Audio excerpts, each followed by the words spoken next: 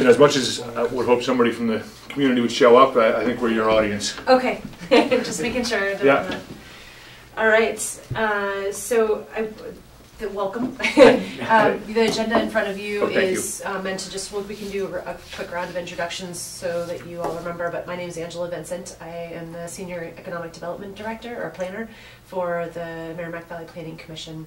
And I'm alone tonight. Our boss, our Executive Director, had other plans, and Mike had some dilation issues today, so I'm flying solo, which is fine because I can handle this on my own. I've been doing this enough. It's catchy tonight. We have a couple of people Great.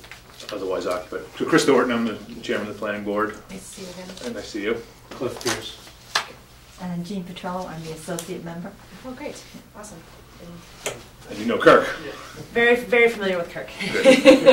So just a quick reminder, I'm not going to go through this. I mean, everybody knows the Commission pretty well.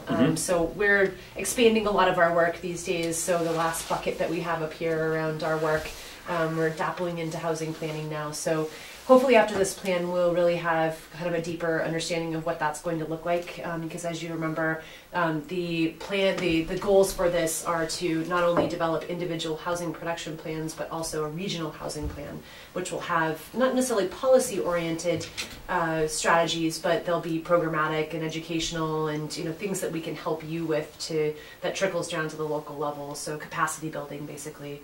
But this is the first of its type, so we're really excited to be forging new ground. And with the governor's release of the new program at the state level, we're hoping there'll be more incentives and more resources for the local level as well as the regional level. And that ultimately this will help build these individual housing production plans will set you up very nicely to be able to accept those incentives and use those incentives for programs locally. So we've been very busy. We've actually completed 22 workshops. This is our 23rd. We've done 2 rounds in most communities. I mentioned, Cliff asked me how many we'd been doing. I didn't want to give it away, so I didn't say how many exactly, but Worth the wait? It was going to be a surprise. I just said a lot.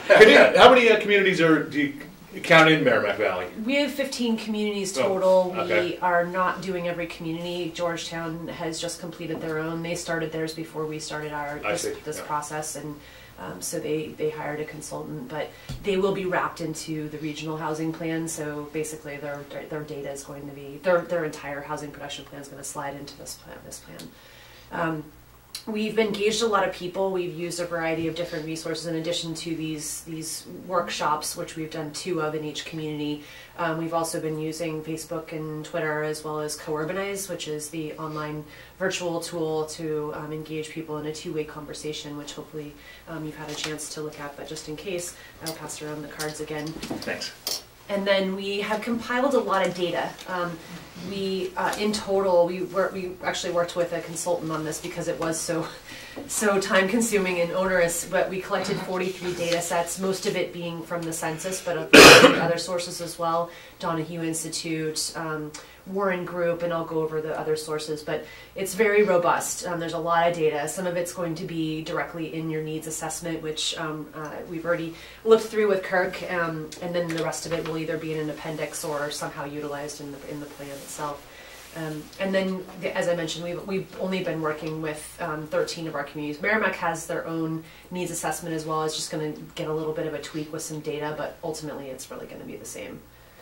So I mentioned the use of Co-Urbanize. These are some of the comments we're getting. The idea is kind of like Facebook, so people can respond to a question like they would on Facebook, respond to that, provide an answer, and people can support that comment and also comment on that comment.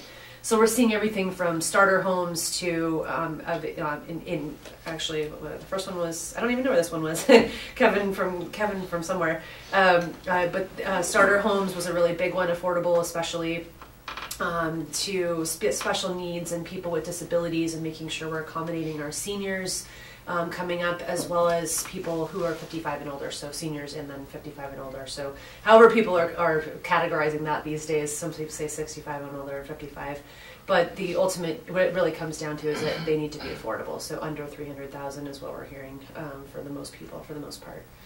And well, in addition to the data you collected, some of that's feedback through that co-urba. Absolutely. Okay. Yep. So you get a lot of questions in there about first-time homebuyer kind of programs. Yep. Yeah. Well, maybe not questions, but just that we need more of that type of thing. So we did get some questions here and there, but most of it's feedback, or either feedback on questions regarding needs or what we've done, which is transition into solutions and strategies. So we took a lot of the information we were getting and we compiled them into kind of 5 themes, and those are the themes that we have on Co-Urbanize right now. So around seniors, around rentals, around affordable home ownership, and then around disabilities and around rehabs. Not just rehabbing old homes just for the sake of rehabbing them and making them more useful and livable, but also for seniors and people with disabilities, because those are really difficult, especially our older homes are really difficult to rehab.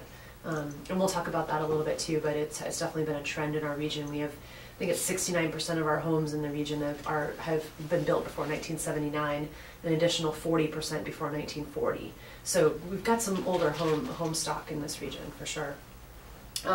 So I don't know if you remember the visual preference survey. We actually kept it around town hall for a little while, but we have some really interesting results from that. The top vote getter was a multifamily development, which is in Andover, and the second were 2 single-family homes. These were actually a tie, and they're both in West Newbury.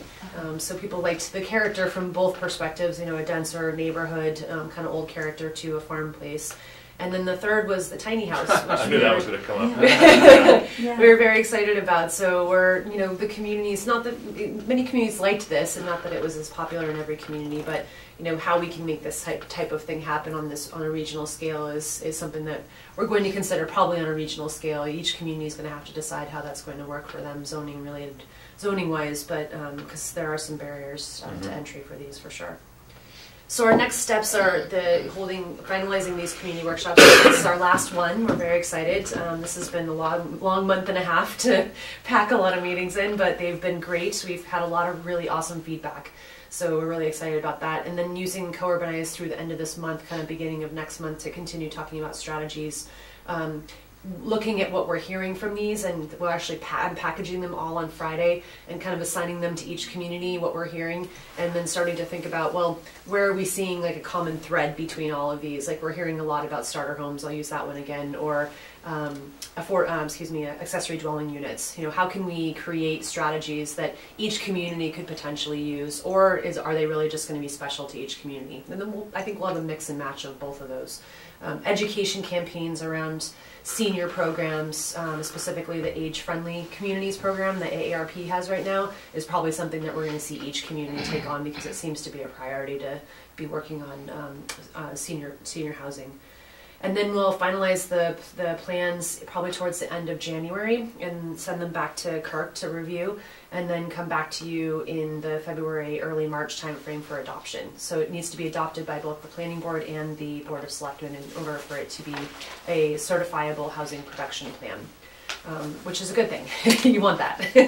So it's just like the one that you have in place, well, sort of in place, it's expired, but the 2009, the 2009 housing plan. We've done this as well? We did a specific housing plan. Yep. In 2009. I'm going to and we'll go through the strategies that they identified. Because we want to respect that each community went through this process before. Not every community, about 2/3 of our communities already have a housing production plan, whether it's expired or at the end of its life. So we want to respect that.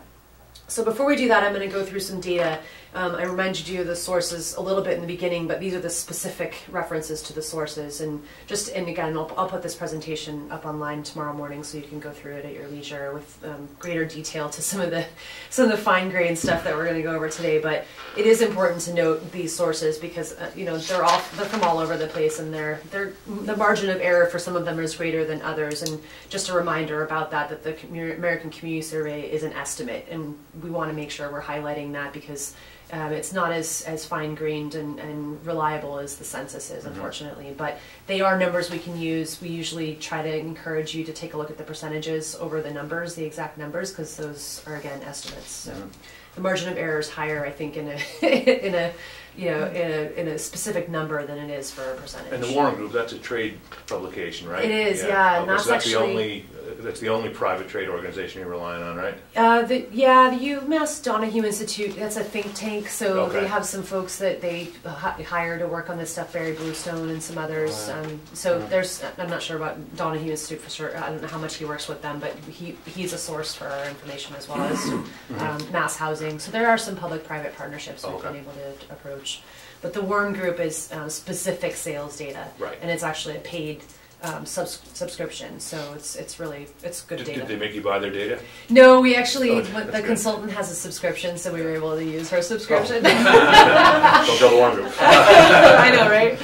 So getting into the data a little bit, and we're not going to go as deep as we did last time. These are really the high-level findings, because the rest of it, as I mentioned, the 43 data sets, they're all in your needs assessment, and we're happy to go through that with you.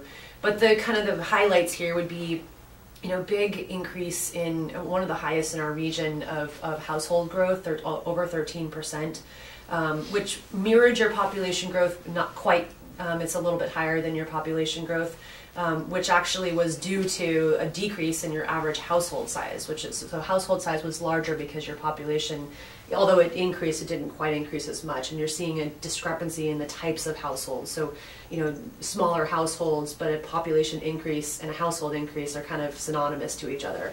Your household size went from 2.77 people to 2.71 in about 5 years. So, so we're seeing that across the region, and we'll go into the details on that. But we're also seeing that population increase is projected to remain the same, that we're going to see that potentially in Raleigh through 2035. It's only about 600 people. It's not a lot, but it's still an increase. 2025, you said? 2035. 2035, okay. Yeah, 2035. And so with a potential household growth as well, and again exceeding population growth, it could mean also a growing demand for units, for number of housing units, so that you can accommodate those growing. Aside from the empirical data you're able to collect and analyze, do you look at anything that could influence growth in each community going forward? I mean, like for instance, we think Raleigh's got a big public safety building project, they've got a big school project, like $50 million in public investment in the town. I think that's going to draw some new families. Do you consider any of those factors when you determine what your projections would be? They may have in the Donahue Institute projections, but it's hard to do that for every town. Sure, so right. Usually they're just taking natural growth, and trying to project it out. and projecting, I'm just which curious. is tough because we had as we know, we were in a recession Right, for a little so that while, data and set's so a little bit flawed. So that's why we say that the UMass Donahue Institute and MassDOT, which is another source of projections, they need to be taken lightly. The projection, and we are updating the projections again, by the way. So these could be a little different, maybe not a lot, but you're probably still going to see an increase. It might just not be as much. Why does it taper off in 2035?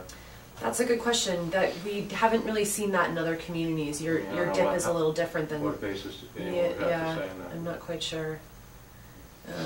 That's where we don't know what some of the empirical information is in the background, the formulaic information. So, so hopefully when we come up with some other population information from MassDOT this next summer, they already have the draft information out. So we kept using this because that's what they're using statewide. So we wanted to compare apples to apples. Because as you know, there's a lot of stuff going on at state level too. So there's housing reports coming out and housing cards and data and other reports from MAPC. And so doing that apple to apple comparison is really important. So looking at some of the changes, as I mentioned, I was going to go deeper into the data. We're seeing just a slight increase, but an increase nonetheless of households with kids under 18, which is different from our region. We're seeing major declines in other communities, like 20%, 30%. I would say on the average it's been between 18 and 25% decline in households with kids under 18. And then this is about average, about 20%. Some a little higher, some a little lower too, but around 20% has been the average of single person households.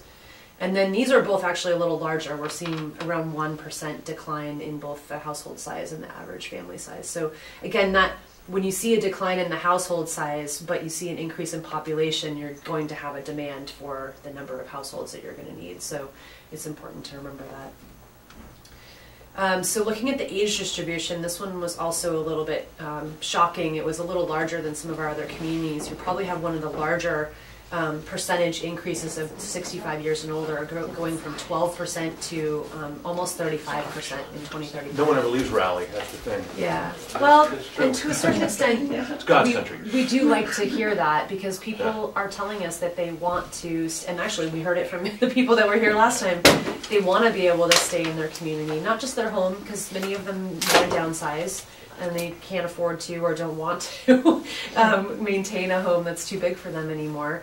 But you know, so that's probably a potential. Is we, you know, you saw that the projections saw that that people stayed in their place, and and by the way, there are numbers I should say about how much people have moved.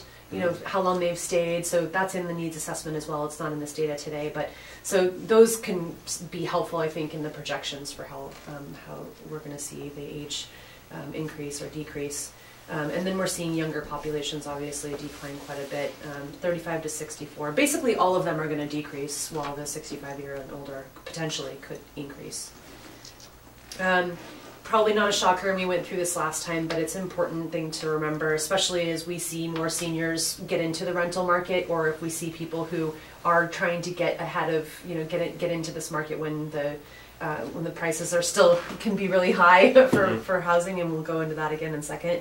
But the discrepancy of ownership versus rental is still pretty high. The average for this region is probably, without Lawrence, because Lawrence is flipped, it's got more rentals than owners, we're probably at about 70-30 in this region on average. So we'd like to see that even more even out, especially again as we see the markets, you know, in the 1% vacancy rate right now. It's ridiculous. I live in Haverhill, and there's not many places for rent right now, and if they are, they're pretty expensive because people can afford to charge that much. So, but a quality community, you know, that has options makes that discrepancy a little bit more even. And then as we go into what people are making and the cost of housing, this is an interesting discrepancy too. We haven't seen this as much in other communities where it's so much higher in the 25 to 44 year olds. Usually the middle income, or excuse me, the middle age bracket, 45 to 64, is higher than the two on either side of them. With you expanding both for 25 to 44 year olds and 45 to 64 year olds, or sorry, going above what both the region is in orange, Essex County in silver, and the state in yellow. So Raleigh, okay. So you're above all three of those geographic regions, but then lower for 65 years and older. That's curious. And it is interesting also to, well, something just to be aware of, that how much lower the 65 years and older is than even the median income. It's less than half. So again, as we'll get into what it costs to buy a house right now and kind of the income discrepancy around that, but even that is still shockingly low. It's probably on the lower end of some of, even like a Lawrence and a Haverhill. Huh. So then getting into median sales price, this was a little interesting too. I love looking at the back and forth of some of these. You're seeing your the median sales for across the board, so single family and condo, about 460,000. This is as of 2017. We're going to go back a year in the next slide, but single families around 460, and the condos are around 338. And it looks like the condos have recovered since 2013, but the single families have remained below the 2006 levels. The condos kind of flipped a lot. It was really low and then really high, but the thing is, you run into a bunch of them in Raleigh is you get a real small sample to begin with. So if a new condo project comes online, like it did, that's what I thought might have happened. There was the country club. You know, suddenly there's condos for $500,000 and $600,000, which never existed here before. Okay. In fact, I read that in the Globe one time that they said Boston or Raleigh had the highest appreciation in land value. But it was all related to that one. It's such a small sample project, one project, right? So interesting. I'm thinking, wait a second. There's no way Raleigh has the highest increase in valuations. We were number 5 in the state for like about 2 years ago in appreciation and value in condos. I'm like, wait a second. Yeah, a small size sample, and then you put 48 units on the market, and they're really like. So they started at 440 and they ended up at 600 by the time they were done. Into the 700. Right. Right. Yeah. So. Yeah. That would skew the statistics. Right. That's. Yeah. For that reason, probably not the most reliable. Yeah, but then it dipped a lot in because 16. Because they all sold. They all sold, so then. And every other resale was not there. but somewhere else. So they probably all sold in 13 and 14, I'm guessing. I can't Yeah, remember. that's what it looks like. And then in 15 it started going down, 16 it went down, and 17 it went back up again. This is as of August 2017. I'm trying to think, was there any other condo projects? Well, the one on Main Street, but those are for lesser. And they didn't even really sell. Not right away. Not right. I mean, if they're still trying to sell one. Interesting. Yeah. Yeah. That's interesting. And yeah. that was that he held on to them for a long time, and then he kind of put a few out each year. Yeah. And one of them's coming online too. Well, that might be something we want to note in a couple of these, because you're not the only community that's mentioned this. That the sample size is so small that you have these, spikes when something comes online, and then, or some of it just stays up too. So that's something to be.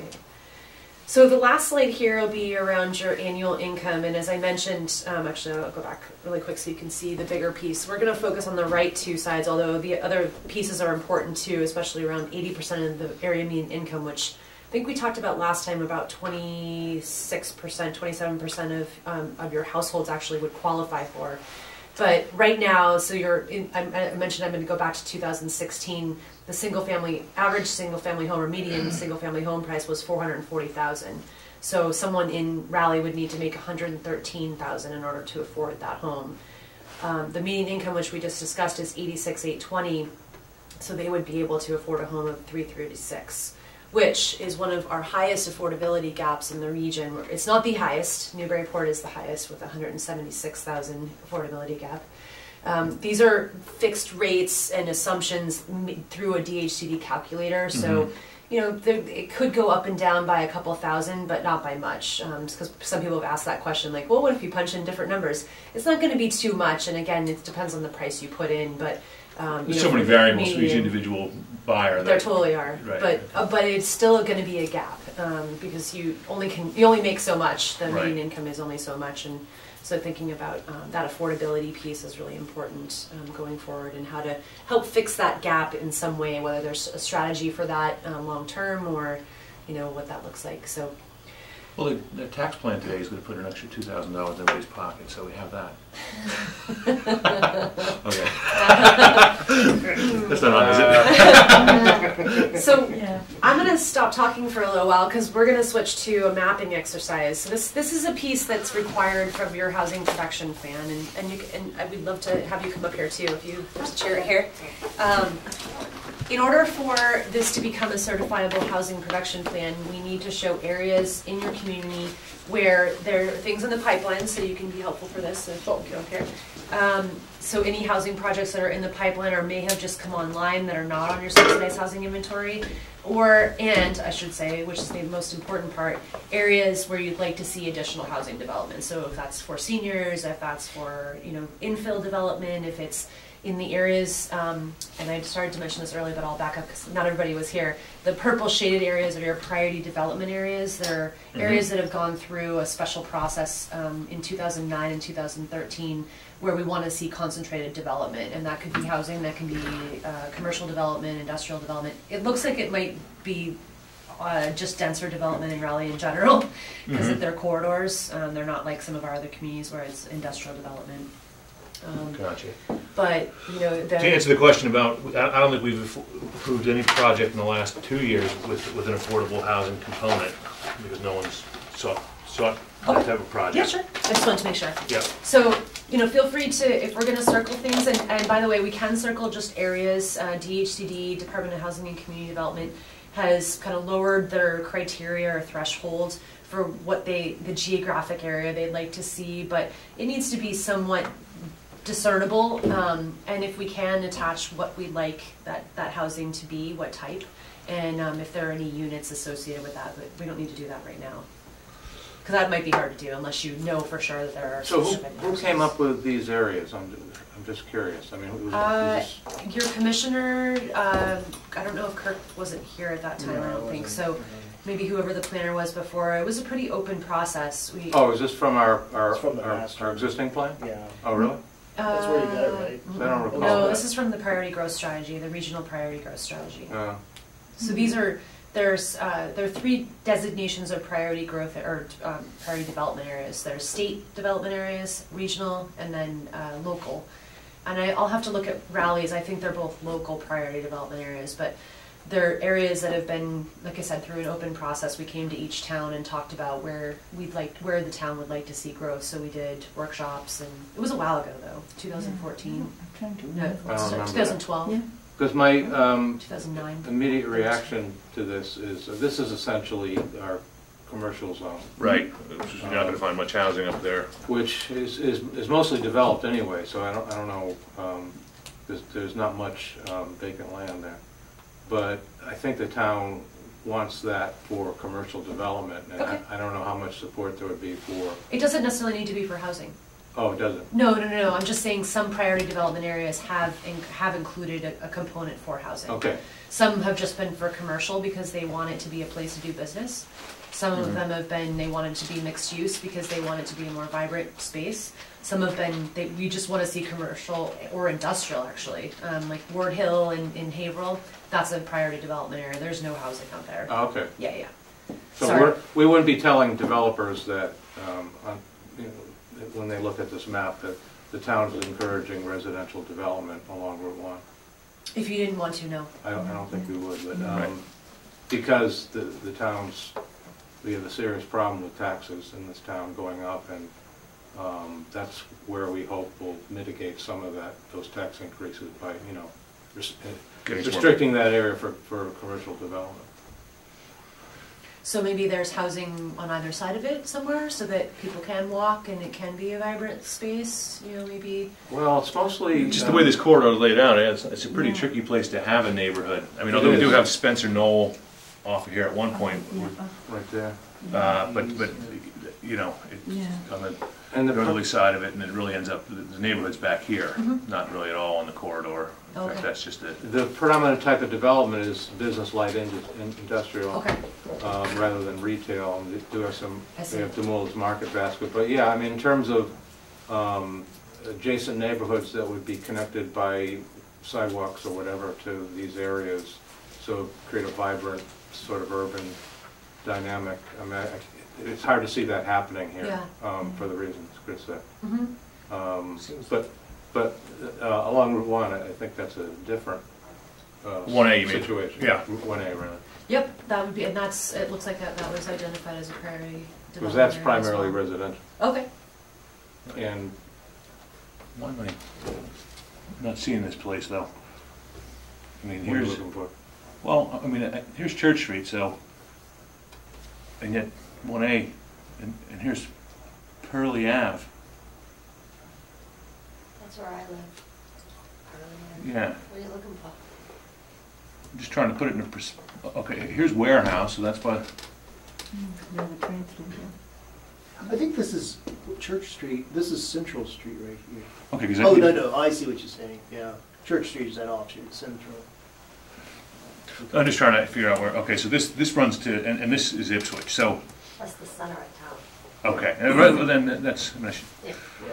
so really from the Ipswich border up to pretty much the school, they say that corridor is Right. priority development area, is that what you're calling it? And that's pretty much our central district, which is an area for closer, more dense residential Great. populations with some retail uses. Right, there's some mixed use in there because no office.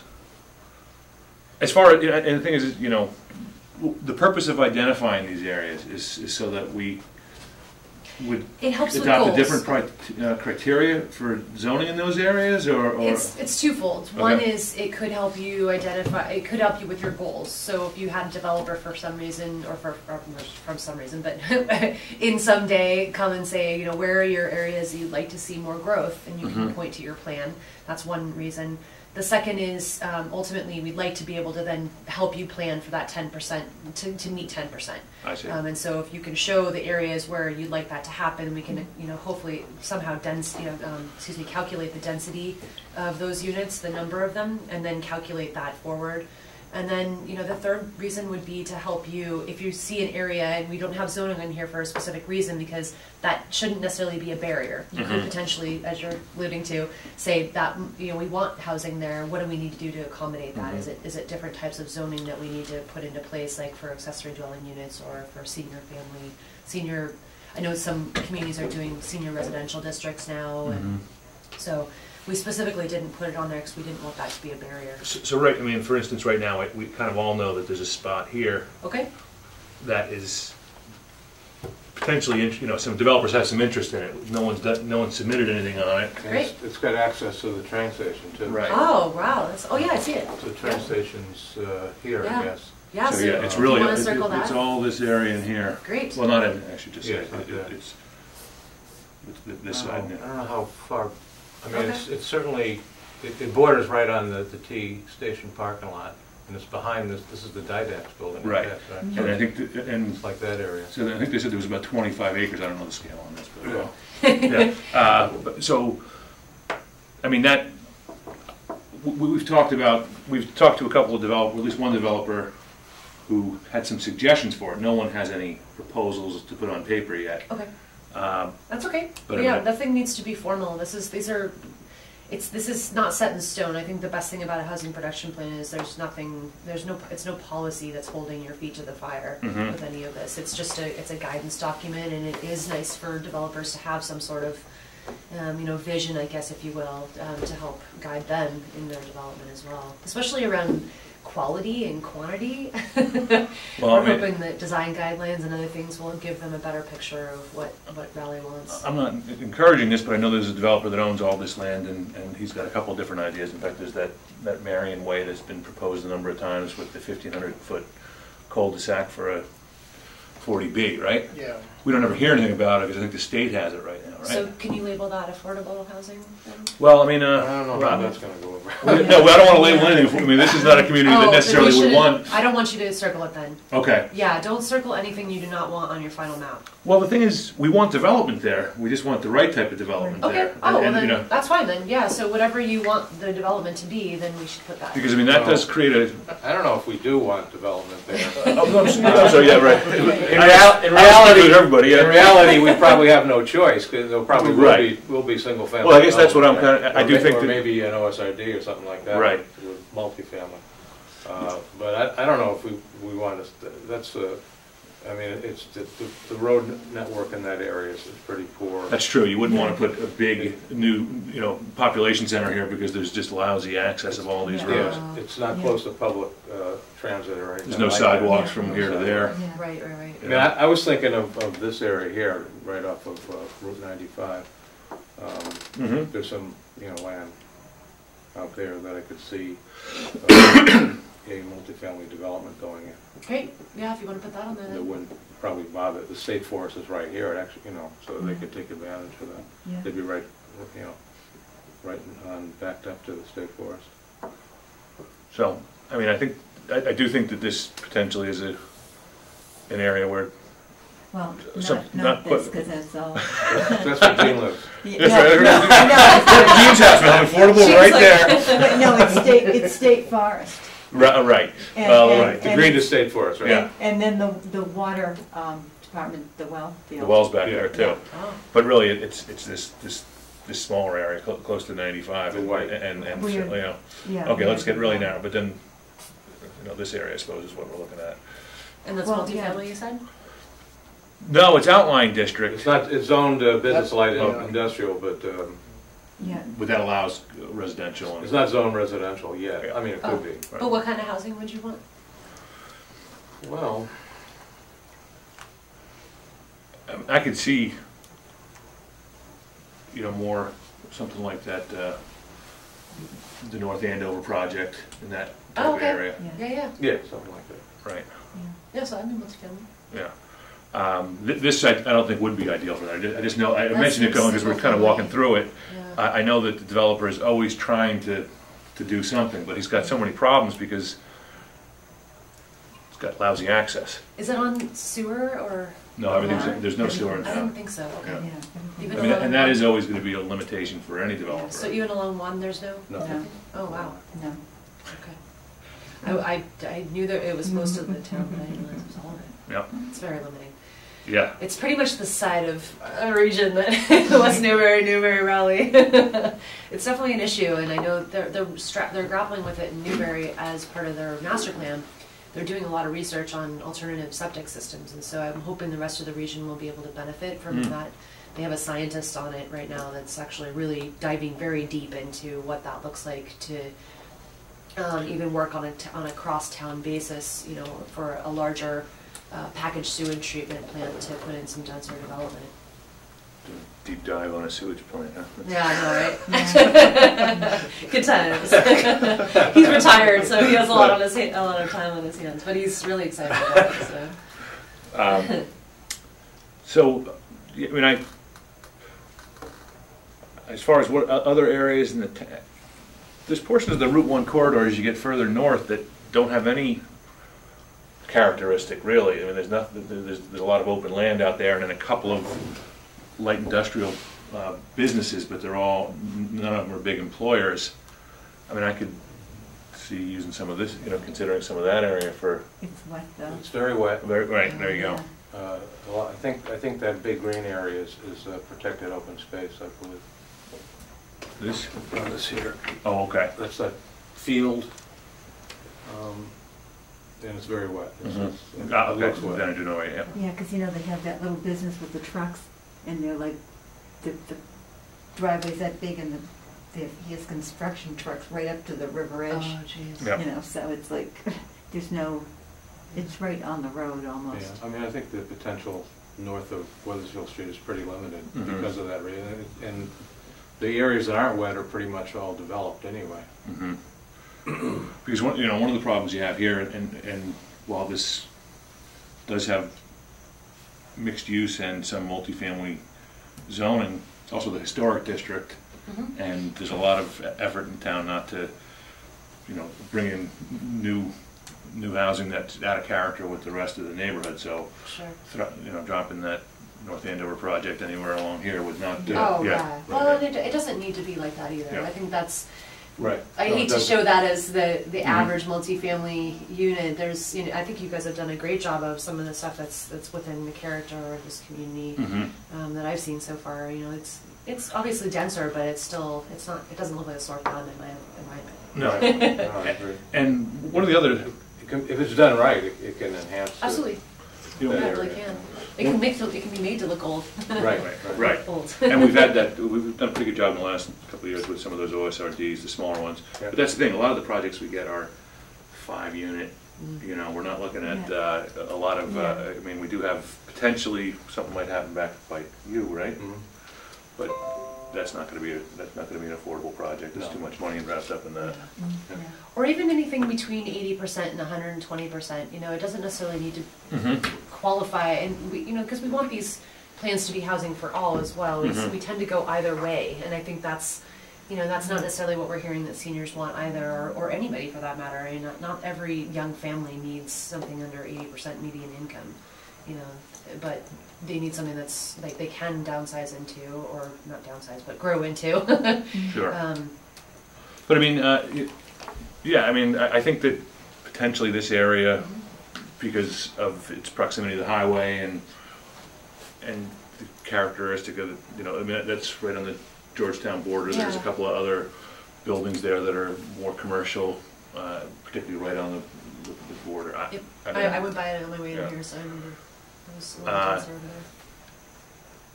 So it's hard to say where you'd want to do something. I don't think I'm qualified to make those judgments right now. I think this is a good start. I Yeah. don't think we need to finalize this. We can. Okay. You know, one thing that I'm sure you've got an agenda here. The one thing, you know, those small houses or tiny houses, like, how do you zone those? I mean, they don't have a foundation. Right. So it almost seems like Right. like if you did something similar to an in-law ordinance that says, you know, up to 400 square feet if it's related, and you know, I mean, is that how they go about? I mean, That and frontage are issues. You know, Okay. that it doesn't have sewer or water. well, so I only think of it as, I mean, It's kind of like manufactured. It's a combination of a bunch of things, and that's the hard part about it. Is well, that the thing is that they're set up as single-family homes, but I mean, mean, I always think of people parking them in their parents' backyard until they can Yeah, get a real house, you know? right, exactly. Right. So Yeah. I can't, what I don't imagine, and I guess I see it on TV, but somebody buying a nice house lot and then plopping a 400 square foot house on it. Yeah. So Not- they not seem like really- accessory not probably uses, accessory Yeah. uses to Yeah. so I mean, that's something I think we, could consider some, 2-acre minimum in the outlying district as an accessory use to, if it's, related family member kind of a thing. Is that the way your zoning is right now? It has to be a related. I don't know that we or do have you it in law. accessory We know. We don't have an in-law I'll ordinance. offer it in. Oh, you don't? Okay. Yeah. Okay. What are you talking about? Well, no, I've seen. We do have an in-law, and it is You mean, accessory we have in-law apartment? accessory, do we have an accessory in-law, like where it's restricted to? Yes, it's Oh. right, Yeah, by, attached to the has house. to be related by blood Yeah. or, Oh, that's. or marriage. Yeah. Okay. But but not, yeah, That's yes. been one of those. Oh, yes, it's attached to the house or in the house. Oh, it's attached. So, Okay. so- but that could be amended to. Yeah. Right, and that's kind of To Yeah, allow we us should to talk do about that that. for, I mean, that sort seems of like trailer or, whatever it is, right. But, Self-contained accessory unit, There- mobile. I don't know how you define it, but Yeah. I mean, I could. I also can't imagine an OSRD with 10 of those things necessarily. I mean, yeah. that doesn't seem like where you want the I think housing. the land is so expensive that, Right. Yeah. like you're gonna buy a $300,000 That'd be a lot and then challenge, put a little for $50,000. Yeah, that's Yeah. a challenge in OSRD. Right. For sure, the lots are already so small. Right. So the only way I could see those coming in online is if they were as accessory units to Right. an existing Sure. primary use. Yep. You know. Yeah, well, let's talk about that. I think that it's going to come up, actually. There's a piece in here about granny pods, which is kind of see, similar to what we're talking You're about. talking about the kids that are trying to get out of the house and older parents that are coming back. Right. You know. Well, that's why they call them granny pods. I never heard that term, but I we immediately just get the started hearing concept. it. Yeah. They're adorable. Doesn't sound really good as a granny. That's a good point. Yeah, we could rename Put her in the it. pod. well, what does Grandpa do? I don't know. Grampy pod. Well, it fits the grandpods. Yeah. Grandpods. Yeah, grandpods. There you go. Yeah, so that's You got a name now, That's just how you run get it. Your husband's man cave. That's right. So just the themes again, really quick, that we saw from the data: the populations and households projected to increase, and they increased since 2000. And your compositions of the households are changing, with more households with children, slightly, but still something to consider that trend could continue to go up. But that single-person households are also drastically going up, about 20%, which is pretty big. Elderly population. Is that all in the elderly population, the single family or single person households? I'll have to look how that was distributed in your plan. I didn't look at that specific number. Mm-hmm. And I'm not. I'll have to look. Yeah, I'm not sure. We do know that that population is increasing overall, and I believe that. Well, that's right. Yeah. Next bullet, So, yeah. but I don't remember if it's just the single. That's a really interesting question, because it is tending to that. So the first round of data that I presented, I don't know if you remember the chart that had the bar graphs that showed of all the single person households, a certain percentage is 65, but it was for a point in time. It wasn't a growth. Gotcha. So I'd have to look. I don't But it know would if make that sense data if is in that's the there, but I case, think it is the yeah. case. More owners and renters, and then that affordability gap is something that we'd like to tighten up a little bit. So we've seen on the regional scale, so as I mentioned, we're doing a regional housing plan as well, and so we're looking at that data as a analysis in addition to the finer grained each individual community data. And this is what we're seeing for the kind of 5 big themes: more seniors to both age in their community as well as in their home, so retrofits and being able to afford that home, so tax abatements or something else that will allow them to stay in their place. More rental housing on a larger scale. Housing diversity, meaning multifamily, but also group homes. We're seeing a lot of disabled folks that need the support. That's not just about physical disabilities, also about mental, cognitive, and then just accessibility in general and visitability, which we didn't add to this. But with a growing population that's elderly, we need to make sure that they can move around their own homes, but also be able to visit their children and their families and their friends and whatnot. So that means looking at all of our homes and how that translates. Rehabbing, I mentioned our older housing stock, you know, about 6 to 9% of it is built before 79, so that not just, you know, the size of the rooms and the doorways and whatnot for moving around, but also lead paint for young families and a lot of different issues. And then affordability for home ownership, making that, removing that barrier. So you have 4 different buckets that you had in your 2007 housing plan. So I wanted to go over those, and hopefully we'll have enough time here. The first one's planning and regulatory reform. Second is build local capacity. Third is housing production, and then housing preservation. So under planning and regulatory reform, we talked a little bit about some of this stuff, and what we want to do is celebrate what you have accomplished, because I know that there actually are some things in here, because one of them relates to you, a couple slides from now. But there might be some that are still priorities. So what on this list might be a priority still, or what would you like to remove that's just not relevant anymore, or what have you accomplished that we can celebrate? I think the accessory dwelling unit bylaw, is that, I can't remember what you said amended. I can't remember what that report recommended in terms of amending it, but we I didn't have any specifics, believe it or not. It was just a bullet that said we did amend that bylaw. We made it more, we eliminated some restrictions that were preventing it from being used. The age restriction. Great.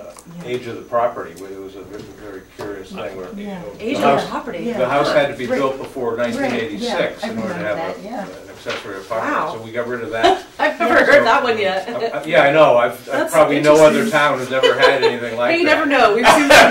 We've seen some weird ones. So that one. we got rid of that restriction, and I'm thinking probably that was a recommendation in our 2007 housing plan. But I'm not positive about that. But that's one thing we did do. Right. And then the OSD bylaw, I'm not sure. I mean, we did right around then, but I don't think we did it for any growth reason or. The OSD bylaw? Well, it was amended to allow the country club to, the golf Yeah, course to be right. considered passive use, but I don't Right, think that not- would have been no. in furtherance of this recommendation. Yeah, so I'm not sure what that's talking about. Yeah. Okay, so remove it, Yeah. Well, I mean, or does it need to? we think they got a pretty workable OSRD bylaw right now. Okay, I mean, so you I think can remove it. so far it's moving projects in the right direction. Great. Yeah, I think you could remove that. All right. What about others? So adoption. I'd be surprised we have any tax title properties right now. Okay. Now, so I don't think that was ever. I mean, there's nothing on the delinquency rolls in tax title now, is there? Probably is. I mean, You could say something more like investigate and pursue. I mean, if Yeah. we don't happen to have an inventory, because this will be a 5-year plan, so there okay, yeah, sure. may be others, but we could change the wording if that is better. Because some lots are non-buildable, or, Yeah, most of those lots tend to be Right. where, you know, yeah, whether or there's a non-buildable. reason they haven't paid their taxes. Right. Yeah. Okay. Any others? Allow affordable housing on non-conforming lots, adopt housing guidelines. That was probably more for design guidelines, I believe. Again, some of these were just bulleted. There wasn't a lot of description in the plan about what it meant. I'm thinking it means design guidelines. Yeah. I mean, some of them as objectives, I'm not sure the multifamily mixed use and commercial districts, I could see that as something that the town might consider getting behind, but allow. Well, we allow that in the central district. I'm not sure where else we'd want it to allow it. Well, I don't know, it's a possibility. And then the affordable on non-conforming, we don't want them to build a single family on a non-conforming. The last thing we want to do is build something less desirable. Yeah, that one seemed a little odd to me too. Yeah. I didn't. I don't know how we came up with that. When there was no background, I wasn't sure where I was Okay. going with that because I didn't know what the goal would be to put housing on a non-conforming lot. But you know, Just build it really tall. all right. So moving on to building local capacity. Obviously, you hired a town We planner, did so that. you should celebrate that. Yep. That's huge. Yeah. I started that because that's pretty cool. It's great to celebrate what you've done. Did you put together a municipal affordable housing trust? No. Oh, okay. But there was at one point, wasn't there? There was a for, I don't think so. So, I mean, aside from understanding the concept, tell me, explain that. If It's a way to, it's basically the champion behind a lot of this. So for instance, if you had inclusionary zoning, then that whatever fund, if the developer decided not to develop the units and put into a Right. fund instead Oh, to okay. dedicate I that, see. they would be the not recipients, but the beneficiaries, or if you will, They they would administrate oversee that. the trust. Yeah, I see. administrators, thank you. This would also be a place potentially for CPA. The CPA committee obviously would be ultimately in charge of that, but they could be a supportive committee that would help with that. Any funding basically that would be associated with helping to develop affordable housing. And yet all that money would be raised by local development. There's no. For the most part, yeah. They could also look for, especially with these new incentives through the governor's plan. It could also, there's a variety of different things. It could also be expanded to be something like, to look after your affordable housing inventory, and that'll come up in preservation later. Mhm. Some of these others, I'm not sure like where the annual housing summits came from. Yeah. I'm happy to remove some of these if they Yeah, don't seem to make any sense I anymore. don't think we're ever gonna I mean, do it sounds like a that. great idea, but you guys, that would be a housing trust type of thing too. Again, a champion needs to be in charge of that. Encourage training for board members, I mean, that's something we should always do, I think. Right. Access housing resources, that sounds fine. Yeah, and again, that probably we'll probably reword that for you. It's pretty vague. Yeah. Right. And it needs some background to it, and there's some ways to make that a little more palatable. All right, are we good with this one? Yep. Yeah. All right, so moving on to housing production. So looking at publicly owned land, converting existing housing, so that could be, developing a larger house, for instance, into a group home, for instance, or asking someone to be bought down. There's a bunch of different programs that do that. Broxford had that in their last plan. I can't remember what it was called, but they basically allowed someone to dedicate their home to an affordable unit, and then they would get a choice of another unit that had just become available on the market. Very interesting program. They're not using it right now, but they hope to again have some sort of committee or champion that's able to monitor that. What is scattered site housing? I was wondering what. I didn't think you'd want to support that. What is it? It's basically not dense, clustered home. It's all over the place. Really? Yeah. No, Scratch that. I don't know what that I mean, Again, I just put these all up here, but I don't want to knock anything, but that doesn't seem like something you'd want to do. Well, I mean, we have build on a lot, but we don't want them just plopping them. Yeah. I thought Well, it a lot of could rules also that, be. It could also be that they and it would be a better way to say it, which is integrate this into other neighborhoods. So it's not just about clustering the affordable housing all together. It's about putting them. Oh, but this is okay. a weird way to say it, in my I opinion. see. I'm not sure you'd want to promote it like that. Yeah, right. Right. But no, I mean, I do think, Well, it should- affordable should be integrated into every other. That's part of the whole. Yeah. That's- There's a more that's the PC way to intent put there. it. Yeah. Awesome. And then the last one, housing preservation. I thought that for some reason you had this goal or a strategy around looking at your inventory and making sure that anything that's not protected in perpetuity, that you're at least monitoring it so it doesn't expire, because those units will expire forever. They will fall off your inventory. Right. And you don't want that to happen. But for the most, but for I think keeping most of them, yours are keeping them, covered, we have deed restrictions Yes. on any affordable unit. So as far as monitoring them, we just monitor them by hoping that attorneys catch the deed restrictions when the sales come up. Right, but sometimes that doesn't. Lately, I think the law just changed, so our DHCD does have to at least inform the town, especially for sale units. For rentals, if the building sells, that the deed restriction will remain unless the unit or the complex is up to be expired. I see. Some of them are 30-year term limit, so. Well, not to. Yeah. I know you've got time. Well, there's something interesting. The Main Street project, we approved an affordable unit in it in 2006, but he retained it for, the developer retained all the units and rented them. So he never registered it with DC. Oh, he didn't? Oh, So- interesting. So now it's. You could still do that. He could still do that. Now he has to. Okay. He found a buyer, and he says, no, that's the affordable unit. So he's starting a process that he Oh. could have done back in 2006. Yeah, he can do that through the LIP process, Okay. the local initiative program, I which think that's is what he not ended up- actually That's that exactly what we onerous. told Yeah, him. that's- Oh, good, Yeah. okay. Yeah. A lot of people don't know about that program. I think it is actually, and you can do that for accessory dwelling units. You can do it for all sorts of things, and it's a great way for towns with a small inventory to stack up a little bit. And it is a little onerous, but it's not that bad. Okay. It actually helps to increase the number of units and the availability. So anyway, for this one, I would, I'd recommend, and actually it's on the next slide, managing existing SHI so that you don't have any units fall off. But these are the two that are on there right now. Did you want to remove any of these? Ensure long-term affordability is kind of a tough one. I was just say, I don't know how much. You writing this yet? We can reword this again, some of these, so that they're clearer. But I think the overall concept was, probably around your SHI units. So. Mm-hmm. And I do think to help qualifying homeowners access housing. It's just we don't have many units, but when they come up, I do think it's really important for the town to get the availability out there so people can try to access it if it's something that they Right. get qualified for. Absolutely. Yeah, And I don't know what the town does. Like we have this unit that's going to come up.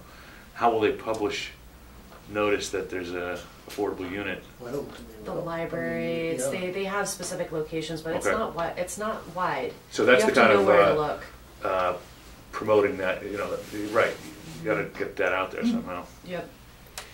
So I don't know how, I know we're at a time limit. I have a couple slides that I'm happy to leave with you maybe that you can look over, but they're kind of things we've been talking about through this whole thing. So, again, converting housing from market rate to affordable would last, and these are actually from the last discussion too, so I didn't make any of these up. Some of them I reworded a little bit, but for the most part, we talked about sustainable, homes, energy efficient homes, investigating more shared living situations for seniors, which I thought was a really interesting idea. Seeking out friendly 40B projects, which you're working on with a developer hand in hand instead of being rammed down your throat. And then a couple others from Co-Urbanize, looking at that 60 or 80 to 120% median income. It's not just about the under 60 or 80%. It's that middle income folks too. Working with both for-profit and non-profit developers like Habitat or CDCs, community development corporations, who are looking for projects. They're looking in Merrimack right now, they're looking in Newburyport, they're looking in West Newbury, so they're definitely on the lookout. Small homes, micro homes, grandpods, innovative septic solutions. I know that's an issue here, so those are all things we're willing to put in this plan too, and reword, of course, but unless there's anything that we're missing. Or if you want to just discuss it at another meeting, but we do need to wrap up some of the strategy pieces, so I'm not sure how you want to do that. You could, if you want to do it with me, we can maybe, do we have to do it this month, or can we go into January? When's your meeting in January? January 10th? Yeah, we probably could wait until then. Yeah, we could probably wait. Okay. Yeah. Yeah, Too I mean, nice. as much as Obviously don't it's rush just it. interesting tonight. I know we have to get Mhm. an agenda. We also got to Understood. move through. But we certainly want to talk more about it. And if you want to leave something for us to work. Yeah, through, I'll send it to him. Yeah, that's what I okay. meant. Yeah. Yeah, I'll make sure I forward this You presentation. mentioned a partner with Habitat. Yeah. Mhm. I mean, believe not a lot of people will knock on the door to say, hey, where should we build in Raleigh? I know. And yet to know that there's anybody out there looking for places to build. Habitat's definitely, they're expanding their reach, Mhm. so that's why I mentioned them specifically. And then the North Shore CDC is a community development corporation that's expanding more west into, well, I know you guys, some We're as far people east as you consider get, this to so. be North Shore, but we call it Merrimack Valley, so. But we don't have that many CDCs in the Merrimack Valley. There's like 3, I think, at least official ones, certified ones. Mhm. The rest of them might be more indirect or unofficial, and they're mostly in Lawrence, so they don't look too much outside of their scope, unfortunately. But they are great resources, and they know how to finagle the system. They know how to look for, incentives. They know how to look for, you know, which tax incentives they can be using, and, you know, and they can work with you on, you know, what the types of land that they're looking for and how many units. Like, they'll do all the work for you. That's the best part. So they are, and then just developers in general. It doesn't necessarily need to be a CDC, but there are nonprofit or for-profit developers out there that actually want to do the right thing too. So if you know you're open for business, then it's something that we can help, you know, grease the skids on. So this is the website, just again really quick for those who want to check it out tomorrow morning, mvpc.org programs, and that's where the presentation will be, and then I'll just forward it to you as well so you can have those last several slides to look through at the next meeting. Okay. Great. Good. Sorry we went over a little. That's I'm sorry, a few minutes late. But no, thank you. It was interesting. Absolutely. Thank you. Yeah, of course. It was great to see you all again. And I'm glad you finally were able to finish it up. yes, I know Your you round of guys. meetings. Last one. Yeah. Can I grab those markers? Oh, sure. Sure, I was thought We have a hard Kirk time. bought a bunch of new markers for signing plans. These would be great because they're all different colors Yeah. too, and make it a lot more interesting. That's for sure. This is yours, right? Just like that. Yes. Yeah. If we can.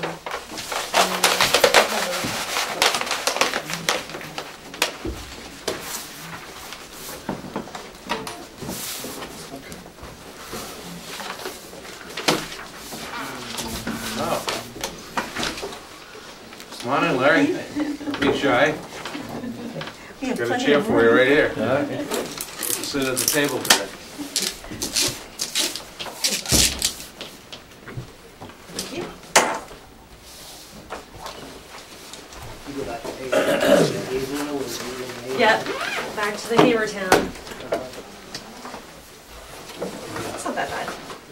On the way over here, for some reason, it took me a long way though. So I'm hoping that it won't do that on the way back. Like, Yeah. where are you taking me? Yeah, rather make them wait all Just night. make sure I didn't miss something. Sure you-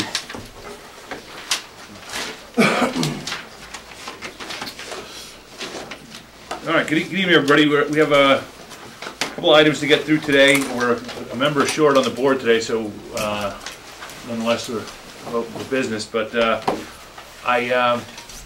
addition to the items that we have on the agenda, we recognize you, but I don't see your name on the agenda tonight. Is there something we can, you intending to address today, or? Oh, no, I'm just here, This is Mr. McCarthy. Sure, I absolutely yes, recollect yes, you. no, we Here were for the just here public, to, I think there was something on the open meeting tonight that, was just supposed to. The zoning amendment. You're- The Yeah, zoning and I amendment. just wanted to Very look good. for it, that's it, I have no Yeah, questions. you're right. at all, Good, so, you just want to make sure. Thank you. Good.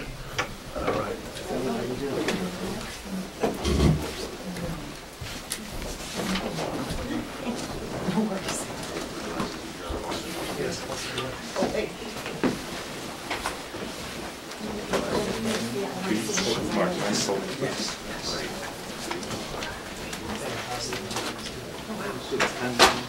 These public hearings that are like, trying to get like.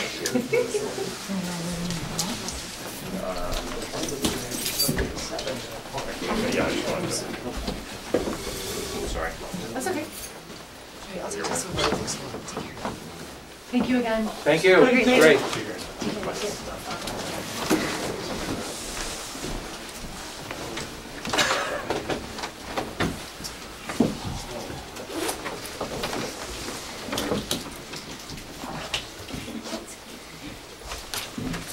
All right, so getting a little late start, but the first item we have on the agenda tonight is a new public hearing. I'm going to read the notice right now. So pursuant to the Mass General Law, Chapter 48, Section 5, the Raleigh Planning Board will hold a public meeting on Wednesday, December 13th at 8 p.m. At 8:10 p.m. in the meeting room number 5 in the Town Hall Annex Building located at 39 Central Street, Raleigh, Massachusetts, in order to consider a proposal to amend the Raleigh Protective Zoning Bylaw, the zoning bylaw, to permit retail establishments that sell marijuana, marijuana products, and/or marijuana accessories for recreational use in the retail RE zoning district with the special permit and site plan review approval by the planning board, provided that such establishments or uses may not be located within 300 feet of a daycare facility, elementary or secondary school, or church or religious assembly. The text of the proposed bylaw modification and supplemental material materials, maps, and/or exhibits may be inspected at the planning board office at the aforementioned address during regular business hours. Any person interested or wishing to be heard on the zoning bylaw amendment proposal should appear at the public hearing at the time and place designated. So, I'll make a motion, we open the public hearing, Mr. Chairman. very good, and I'll second that motion, and all in favor? Yep. Great, so, meeting's open. So, Kirk, could you just review, I mean, aside from what I just read, Yeah, pretty much. The ZRC met actually, I think back in August, and had, based on previous discussions about the need to pass a bylaw, a zoning bylaw, which would regulate recreational marijuana for retail purposes.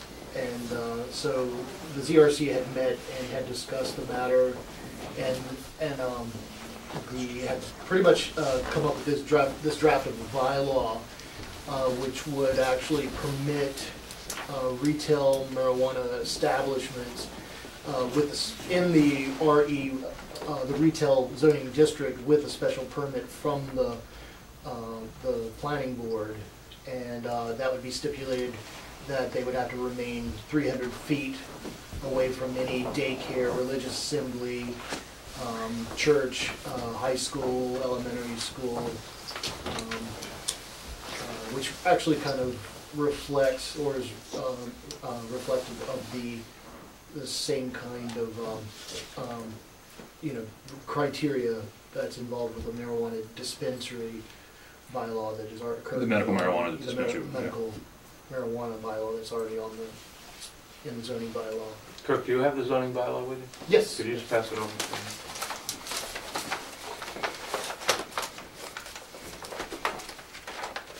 So presently, Which part did you? the retail zoning district, you're talking about the 4630. Route 1 corridor, and is that retail zoning district from the Ipswich border running up beyond? Not the Ipswich border, it's from the Adams Mall. The Adams Mall? Yeah. Okay. And then extends out to like, Well, the retail district 390. we're talking about, so it's not, yeah, it is the Adams Mall, right? And Yeah, it I goes can up actually- to basically the Mexican restaurant. So Okay. if you went any further than that, you're in the business light industrial. okay, so it's from Adams to the Raleigh Village. I'll bring Right. it- I'll try And to on bring both the sides. mapping up here in a second. Has anyone submitted any applications for medical marijuana? Well, see, there have been discussions, Mr. McCarthy had come in talking about Adams Mall. They're looking in terms of a potential dispensary at Adams Mall. And there was also there's been discussion with Nature's Remedy, which I believe you guys are in the audience, that are also looking at a potential dispensary use. There have been no applications submitted yet, but they have come in and we've been discussing. Do you happen to know if other local communities, have they moved forward on adopting? Well, I know Georgetown just recently passed a moratorium on the retail marijuana. I think in Newbury, they voted on a moratorium, but it was voted down. I believe. really? It was just kind of surprising. But other towns have moved for moratoriums, others haven't, it's, we decided not to. I mean, Right. Well, I think You know, at that point we decided we already have, Yeah. we've already done it, we've been through that with medical marijuana, so Right. now we're thinking this is. treat them the same way. That was Right. the idea. Right. There's a couple of changes I think we need to make in this. If you look at the text, the actual text of the provision, 4630, retail sale of marijuana or marijuana-based products and/or accessories for recreational. I think we need purposes after recreational. So it reads Or uses, Well, products. when you use the word uses, you could be referencing, types of businesses, so. I see. Maybe purposes are better. I understand what you're saying, so you're.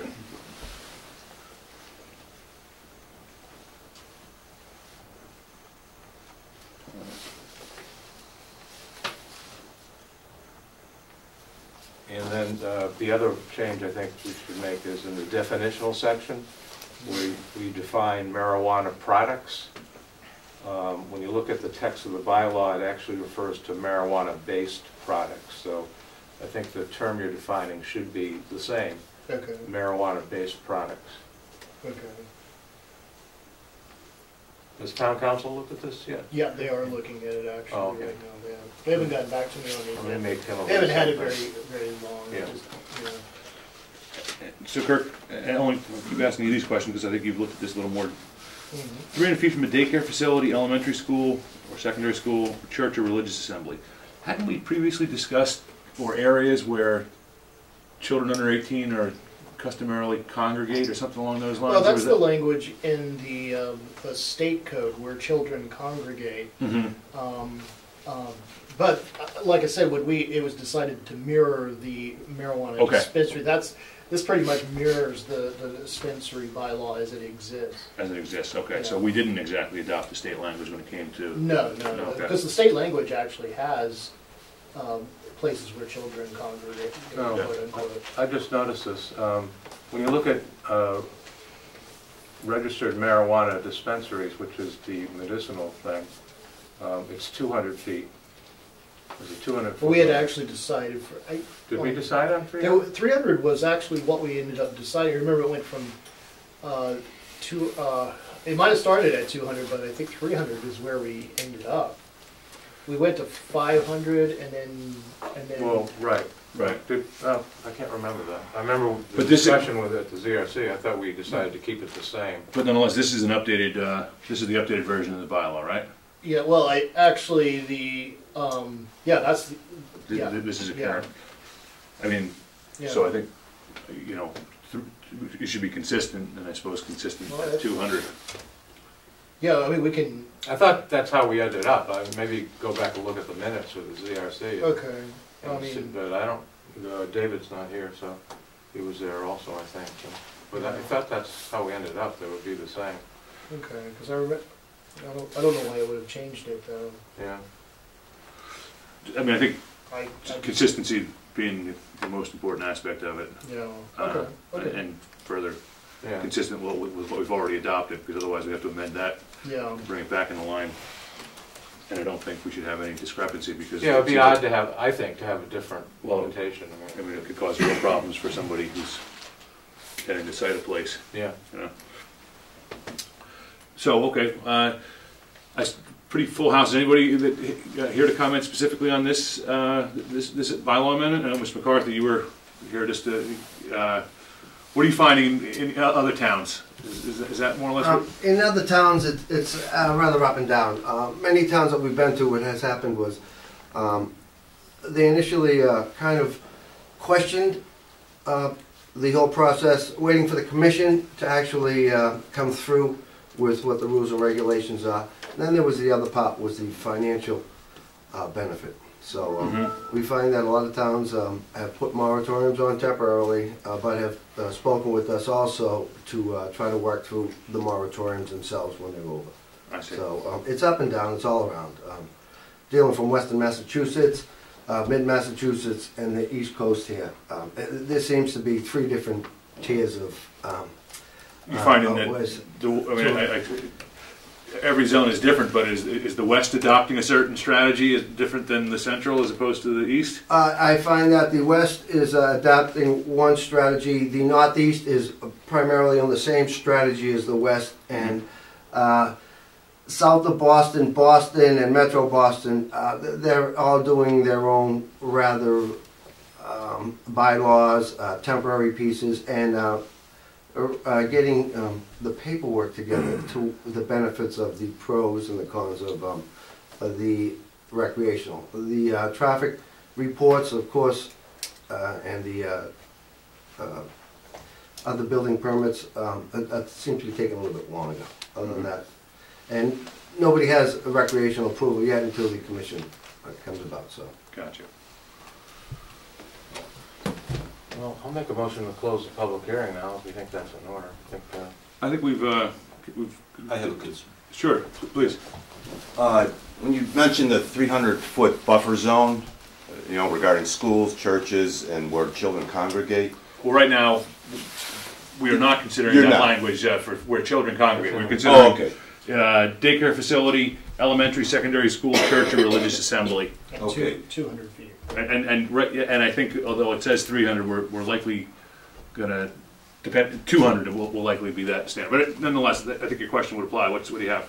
The concern is about children. Sure. Okay, and the concern is about children who are being treated at a mental health facility that is, in the area, or would that come under the 300 or the 200-foot buffer zone? They would be exposed to,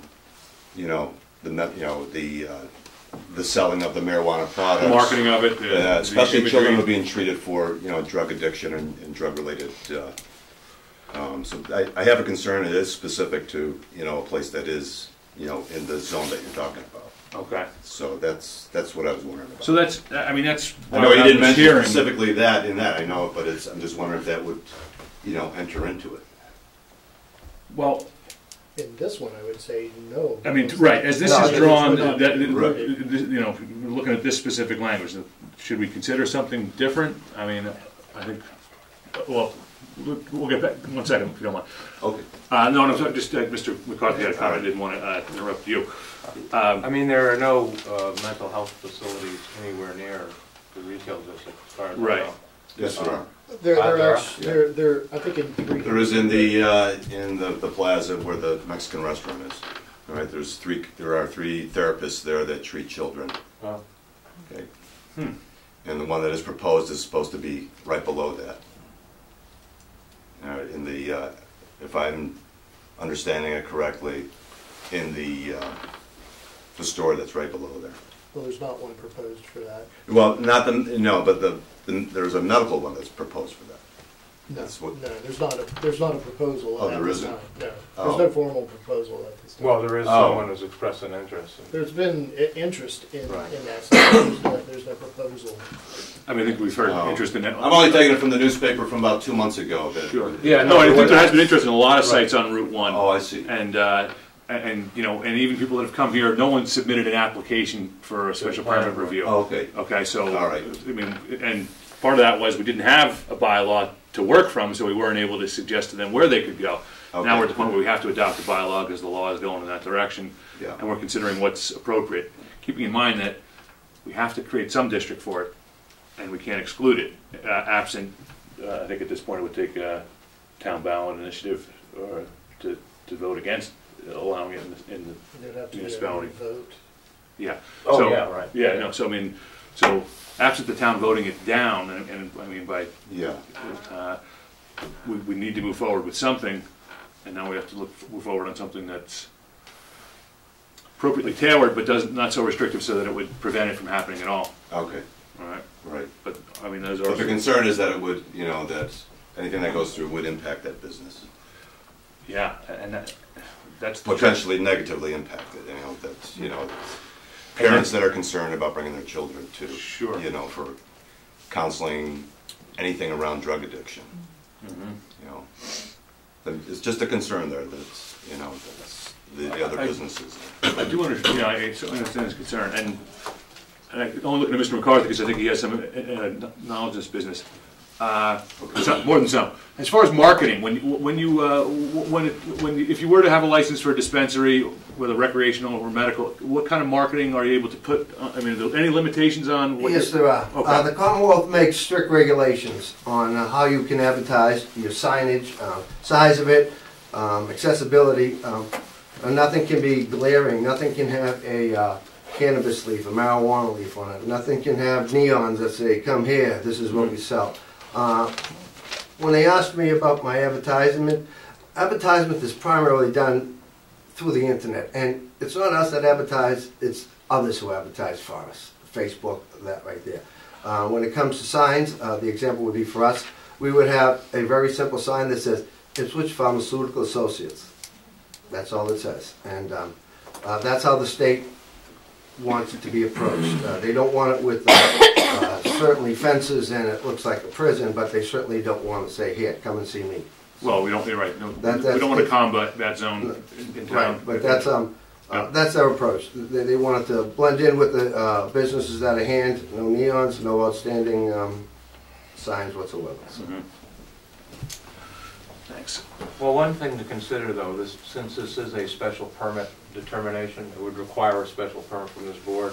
I think that would give the planning board additional discretion, not specifically referenced in the bylaw, to look into issues such as those. So that might be the appropriate way to treat that. When an actual application is filed before the board, we would then consider what other treatment facilities are in that immediate area, rather than try to codify something that would prohibit it. So we could tailor it, but in that circumstance, we couldn't decide, well, we realize you're otherwise free of any structure that you're prohibited from being near, but you're very close to something we think is marginally concerning. We can't, that wouldn't be a standard we can enforce. Well, I don't know. I'm saying I think it would be. Do you? Okay, I mean, in terms of depending on the situation, I think there would be some, because it's a special permit is a discretionary thing. So okay. I don't think we're wedded specifically, exclusively to what the bylaw says. Because as a special permit, right? Just like we informally decided that placing one of these facilities near an ice cream company probably not be a good idea. So But except that at that time we didn't have this guidance. Didn't have any guidance at that point. Right. So this does create that guidance. I think there is that possibility. Please. Yeah, I just have a question. So in terms of other towns that have voted in moratoriums, so like Georgetown, for example, what was the process for that and why hasn't that I can't speak exactly what Georgetown did. We've done moratorium the last time through, and all it allows you to do is hold off 1 year on creating a bylaw. It doesn't mean you're creating a moratorium on the sale forever. You're just getting a pass on having to adopt a law before the law has really settled at all. Okay. The process is you have to go to town meeting and get the town meeting to approve of it.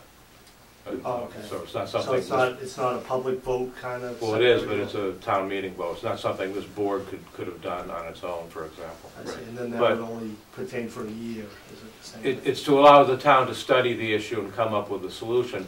And we talked about this at length about whether to go for a moratorium, and I think everyone was saying that it wasn't necessary because we know how to treat it just like the municipal facilities, and didn't really see the need for in-depth study or evaluation of it. So that's why we decided to take this approach. Okay. Thank you. Okay, so please. It may just be that I'm not up to date on these things, but I hear quite a few people speaking about something that the state has to do before any of the towns can go ahead with any of the particulars concerning their own town. Can you tell me what that is? Is it some sort of an amendment law or whatever? And how does that affect the town? To be honest with you, I haven't been monitoring what the developments are.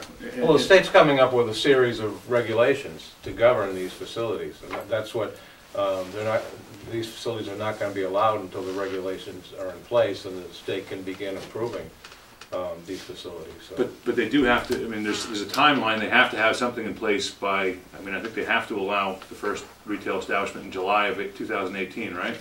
I believe it's going to be pushed back to the 1st of October. Now it's the 1st of October, so it's the second time. We keep moving it up, yes. I believe we should be planning ahead, but should we not perhaps be even doing any planning till we know what the state is coming forth with?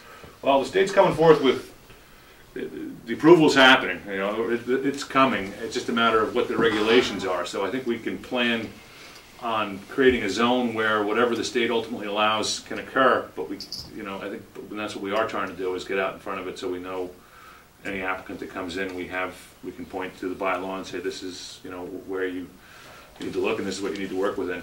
So it seems like it's a horse before the cart. I don't think that's a very good way to do it. It's supposed to be a draft. I think the head of the CCC said that there would be a draft of the regulations coming out here very soon, within the next couple of weeks, and that then there would be a period for comment from communities, and then, I mean, I think that. Well, we have to get this zoning bylaw approved. Yeah, it has to be ready for spring town meeting. Before Yeah. the state comes out with, finalizes the process, because otherwise, Yeah. if we have nothing in our bylaw, that means someone could open up one of these facilities, and, for example, on Main Street, near a church or whatever, you know, near a school. There's your reason for that. I mean, without doing it, we're stuck with, they can default to the state, which allows it. So by creating, but we also, this is relevant to your question. I think it's also clear the state regulations are going to be very comprehensive and intensive, and so it's going to be a highly regulated industry no matter what, just like the municipal facilities are highly regulated. Thanks. Okay, anybody else comment on this? Sure. Just a suggestion on your bylaws. Originally, when the DPH pulled all this together, they required RMDs to be not-for-profits, and so everybody followed suit with your requirements, town's requirements to be not-for-profits. Now that this has come around, they've offered, well, you can be both for-profit and not-for-profit. Most people are attempting to change, or if anybody else is coming into the business, they're doing it for-profit. It's primarily because of funding. Funding is very difficult in this business, as you might guess. So that might be a suggestion in your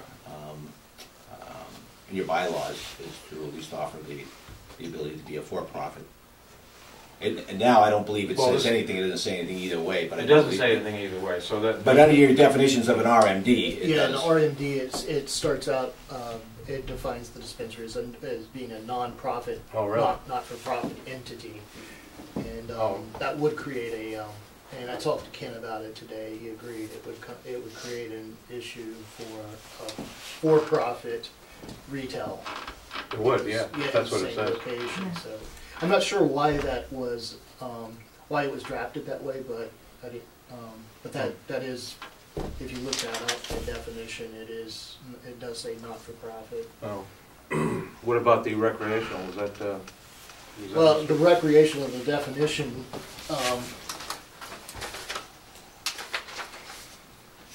for, I think with the original, there was marijuana accessories, marijuana products. There were actually 4 definitions, and I got rid of 2 of them. I think one of them was establishments. So, and therein you define, which is basically the state definition. I was looking back to see where I had the previous draft. Well, so there's no restriction on the retail, but there is one on the medicinal, and the state now allows for-profit medicinal facilities. Is that what you're saying, sir? Yes, that's correct. And that's a recent. You're saying that's recently been. Yeah, well, I would. I think it's been probably for the last 4 or 5 months. They knew that this was going to, it's in the last the revisions of the. I mean, we could strike. I'm sorry, we didn't mean to interrupt you. We could strike the word non-profit and just leave it neutral. And yeah. Right, just as retail if in fact there's a conflict, so yeah. town council would know that. Yeah. Okay. So why don't we verify that there is a conflict, and if there is one, resolve it by just eliminating the word non-profit from the definition. Okay. But thank you for that point. I'll bring that up to town council. Yeah. Anybody else? So I think we're back to motion to close this public hearing. I'll make that motion. I'll renew the motion. All right. I'll second. And all in favor? We have unanimous, so thank you. And thanks for your time, Mr. McCarthy. Appreciate your answers today. Okay, so next item is a special permit for an illuminated wall-mounted sign in the Novo Sano Med Spa retail unit, formerly Backstage Salon, located at 225 Main Street in the Market Basket Shopping Center. Map 16, Lot 9, retail zoning district. So, the applicant on that? Yeah, my name is Sean with Fast Signs, and I'm actually representing the owner, Novo Sano, for this particular sign. The reason for suggesting the halo lit effect is essentially so that it doesn't look like a market basket sign. It's meant for a very specific type of clientele. The fonts that they've picked and chosen also, it represents, it's a spa. So keeping with the aesthetics, it's better to have a sign that kind of lights up on the back as opposed to a front lit, which is most signs are.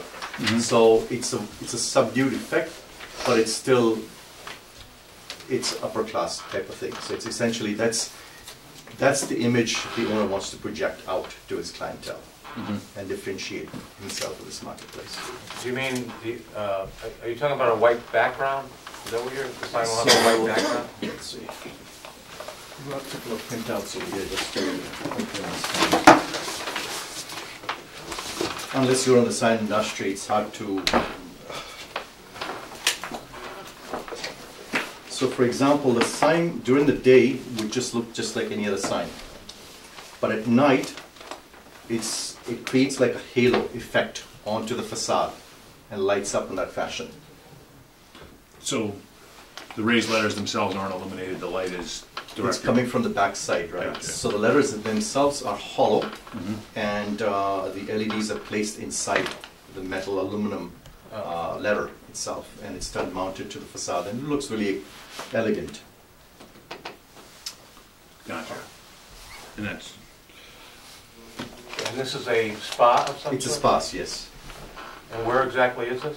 It's at 231 Newberry 4th Street. I Yeah, believe. they're, I It might believe be a backstage, we're a backstage salon, and backstage is moved over one unit, I believe. That's correct. And this is going where backstage was, beside the, I guess it's beside the CVS, or? It's one of those retail places, Yeah, yes. it's right I there by haven't the- visited that location myself, so, but.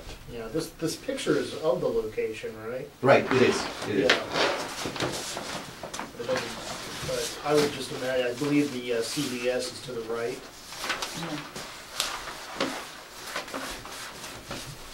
So the letters that are lit, the sign's gonna say Novo Sano? That's correct. What does that mean? I mean, It's just the name, I don't know what specifically it means. Novasano is a name he's picked, and Med Spa. Again, I'm not familiar with his business model that he has here. So I'm not.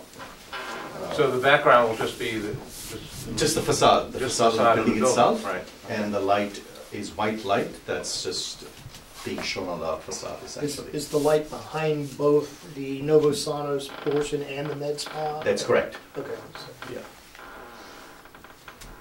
and So the light's really it's indirect, I mean, it's really, you're seeing it off the wall itself, not direct glare from the light.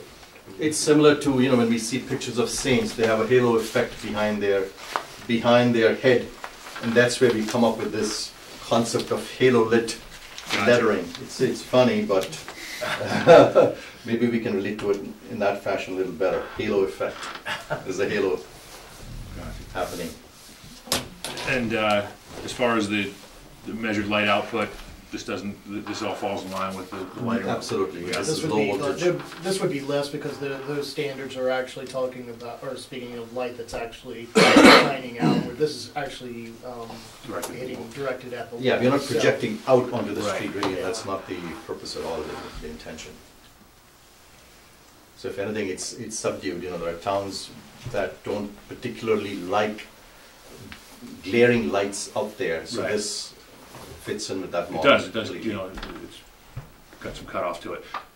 Do they, no, I know you're It's the gonna be sign set up- guy, not necessarily the business manager, but is it a light that he'll keep illuminated all night long, or just during business So hours? I believe if you have some bylaws that state that after 11 o'clock or whatever your The way timings are, you can It's actually, they would have to abide by the actual standards that are contained within the bylaw, but it wouldn't be any different than any other businesses business that are out right? there, Gotcha. So if it says 10 o'clock shut off, then there would be a time. Well, I think it when that would says be- when you're not in operation, you have to turn them on. So let's say, yeah, whatever time is considered to Be be. during business hours, Yeah, in right. the evening after Customary. dark, but after closing. And, I mean, this is a special permit, so Right. you want to make that stipulation, but I think for that location, you know, that it wouldn't be any different than,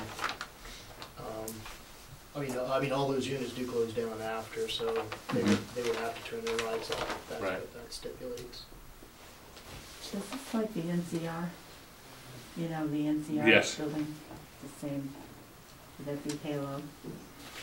Where's the NCI? The new the new building building, that's near Mashcast Ridge. the, Oh. Yeah, you're talking about, Yeah, that the sign with the modern looking building on Route 1. yeah, the, they redid the building. Yeah. Looks really. yeah, I know what you're talking about, yeah, it is kind of, MCR technologies. Yeah.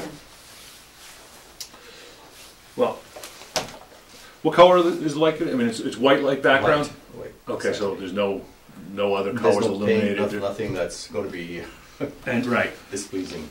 And the sign itself, so, I mean, this is just in a black and white, so it's just gonna be a dark background on this circle? So it's black and the letters are silver. Okay. I mean, I think. Yeah, it's a pretty straightforward, I mean, Right. they meet the dimensional requirement, which is Mhm. not really under consideration here, it's only the lighting. Right. If the previous owner had a backlit sign and we were proposing a backlit sign, then that would not have been an issue at all. This would just have been another business, a new business going into that space. Yeah. You're just treating it differently now, so. Yeah, I mean, Backstage already had a, I guess, an approval themselves, but they're still, they're actually still there. They're just relocated and they've taken their sign with them. So this required a new approval. Larry, I don't think you looked at this for any reason, did you? No. I think, you know, I don't see anything quantitative on here about the lumen measures of the light, so I mean, that's my only concern, that we're not allowing something that exceeds the light levels that were, You know, that are at the bottom. yeah, but it shouldn't be. It's not direct light Mhm. in any case. I mean, It's completely projected back onto the facade. You know, Gotcha. So the facade has its own limitations over there, you know, in terms of size. Mm-hmm. So unless you are in the vicinity of that business, you're not going to see this from a mile away. That's the concern. I mean, I'd have the same concern. I don't want to be seeing this at nighttime, you know, Right. but to Creating a distract me or what have you. But if I'm in that parking lot, then I should be able to see it. Right. Well, I think, Well, we can't vote on it tonight. oh, that's I the apologize, yeah, we do have We- we're shorthanded tonight unexpectedly because of an emergency, one of the members absent. We can't take any official action today other than, We need 4 votes to approve this. Okay, do you have any contingency? Yes? I mean, I think that we don't have any objections to what you're proposing. Okay. So Right. I don't think you need to be overly concerned Okay. that, you know, there's something that, we're not weighing anything in between now and then. We just need to get the quorum that we need to Okay. move forward on this. Still need to write it up as an approval, and it would be, we'd sign off on it on the next, take the formal action and sign off on it on Okay. January 10th. So that would be on January 10th now? Yeah. Obviously, to the holidays and stuff. Yeah. Nothing else that is required from us at this point? No, I think everything that. So this would be then we will hear back from you, I Yeah, imagine. yeah, This is- I will actually do a draft, send it to you, so you can It's see. customary, whatever Yeah, you need from us. customary, and then, you'd be, want to be present for formal action at the next meeting. So we'd have to come back again? Yeah, you probably want to be here for, Would we have to, or would we not? you don't have Have them take a to, vote, but I mean, just that's based when, on that's the- when it's going to take place. Got it.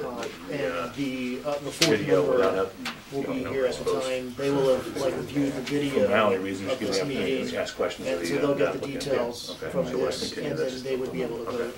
Take a vote. So Okay. if they have any questions, that's why I say having somebody present might be I'll make a motion to, January 10th. generally. I'll make a motion to continue this till January 10th. Thank you. Thank you. Thank you. Gene, can I get a second? Yes. Okay, all in favor? Aye. Yeah, okay. Good, see you January 10th, and thank you for coming in. Thank you. Happy holidays. You as well. All right, next up, we have a new public hearing on a site plan review for a large-scale solar photovoltaic facility at 623 Weathersfield Street, map 11, lot 53, outlying district. How are you?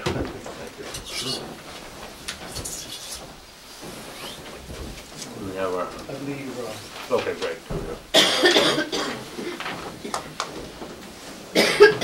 hello? Hi there. How are you? It's good. Oh, do you need a easel? Well, I have a thumb drive. Oh, I have the one. Is this what you sent me? Is this, is, you want to do this? Well, I have the cover ones. Oh, That might be yeah, easier actually, to see. yeah, that would be great. But I have to put it on that computer because I'm actually, These are fine. I'm not actually using this computer. I'm using, remotely accessing the other. Okay. So, do you mind if you want me to put these up, or do you, would you rather use an easel with the? I have a PV array expert with us this evening, and his presentation is on that thumb drive. Oh, okay. Okay, so just give me a second here. Oh, I'll be right back. Keep going? Yeah, please, sure. Sure. You For the want to borrow this? Yes, thank you. So, Mr. Chairman, members of the board, for the record, Robert Blanchette, civil engineer, Camet Engineering, representing, good, how are you? Good. Representing Raleigh Solar LLC. The applicant, the matter of a site plan review application presented to the planning board for consideration for work proposed at 623 Weathersfield Street and adjacent parcel 58, which is adjacent to the northeast of the single-family home which resides at 623 Weathersfield Street. The site is located in the outlying district. It's on the north side of Weathersfield Street, and the applicant is proposing to construct a ground-mounted photovoltaic solar array system. The total project area is approximately 7 acres.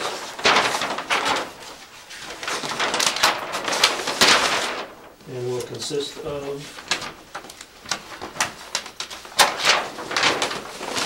a gravel access road. Will consist of a gravel access road beginning at Weathersfield Street, heading north into the site. Once it gets past the single-family home, make a few turns, continue heading north.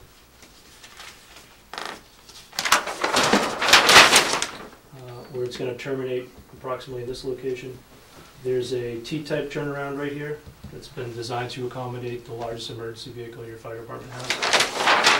There's also one here, again, designed to accommodate your largest emergency vehicle. The total field size, the photovoltaic field size is about 5 acres. Mm-hmm. We're also proposing to install a perimeter fence around the entire site with gates to prevent unauthorized access. The fence will be 8 feet tall. There'll be no barbed wire across the top. There'll be a gap at the bottom to allow animals to migrate back and forth. There'll be signage at the entrance warning people of what's on the other side of the gates. There'll also be the gates are located right here. There'll also be a Knox box for the fire department with keys, emergency access phone numbers. They'll also be instructed on where the emergency cutoff switch is. In case there's an emergency, the electricity can be essentially cut off from the main power grid. The site is currently forested, which will require the removal of majority of the trees in order to make way for the photovoltaic array system. There's very little grading proposed, just a little bit in here to accommodate the roadway. Oh, there you go. The rest of the topography will try to remain as natural as possible. There's few limitations as far as the height of the panels above ground. Mm-hmm. So I think what I'll do at this point is I'll turn it over to our expert on the matter. He can speak more to the design, the installation, the performance, and other juicy bits of information. So Right. if you could Need to press flip to the other one. Yeah. So my name is Steve Pullins. I'm with Dynamic Energy Networks. There you go. We're- Thank you. We're an owner-operator PDF, of right? microgrids and energy storage / photovoltaic arrays when they're combined. We've been working with Raleigh Solar and Kemet Engineering on this project. What you're going to see in my presentation is a discussion around an eventual planned 6 megawatts on this property. So the first phase is the 2 megawatts on this roughly 5-acre area, and then a later expansion for the remaining 4 megawatts. So next slide, please. Thank you. You could probably go into full screen mode, and that might help. Yeah, thank you. So what Robert was showing you was an updated version of that center piece right there. All land in blue is owned by the applicant, right? Yes. Right. That's correct. And these arrays, when you think about solar panels, you think about something that's 2 feet wide and 4 feet high. And what we're doing is we're taking those and laying them down, okay, and creating an array that's like in the blue picture is 3 wide and 6 long, so an 18 panel rack. Okay.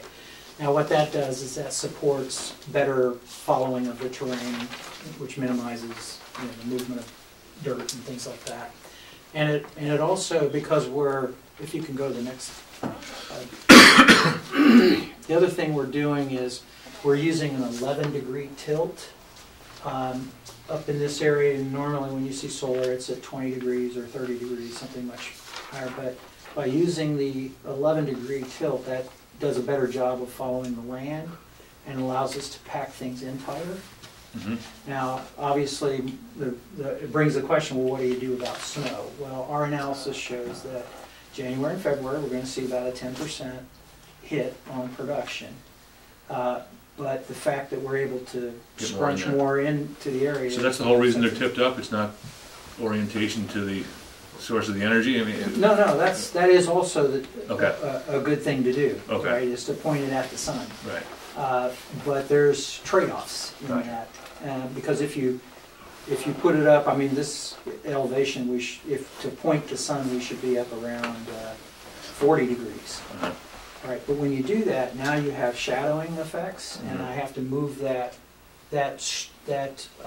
row of arrays further away to keep this row from shadowing it. Gotcha. By laying them all down, you don't get those shadows. Our shadowing effect by doing this, including minimizing the amount of area that we have to cut the forest back, we're under 2% in shadowing effect. So we're only. What does that mean? It means the shading from trees and an array in front of the other array. Right. So we're only experiencing a 2% production degradation because of shadowing. Okay, with the 11-degree tilt, which is an acceptable number. I know that the conservation agent brought up the question of the shading and asked about there being a special study. Is this what you're referring to? Yes. Okay, so there has been a shading study. Right. Okay. Right.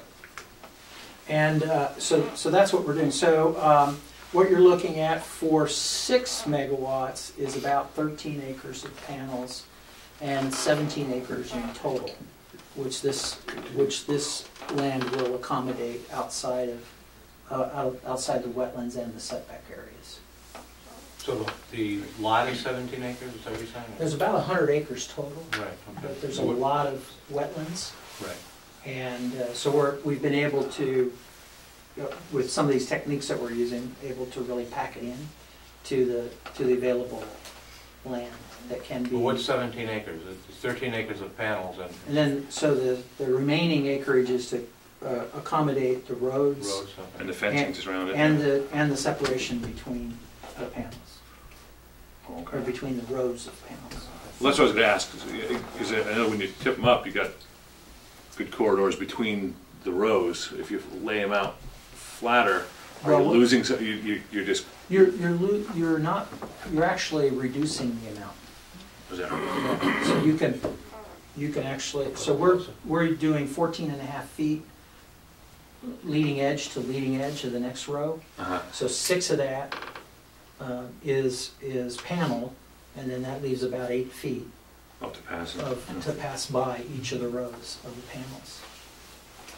So the idea of we're able to do a lot better profile, topology follow. We're able to pack things in easier. We do take a hit because of snow loading in January and February. And we're also, the other thing we're doing is this, it's basically 6 foot by 24 foot. We're using 2 stanchions instead of 4. These are steel pilings driven, and this enables us to free up access for undergrazing by sheep and things like that. Okay, next. Oops.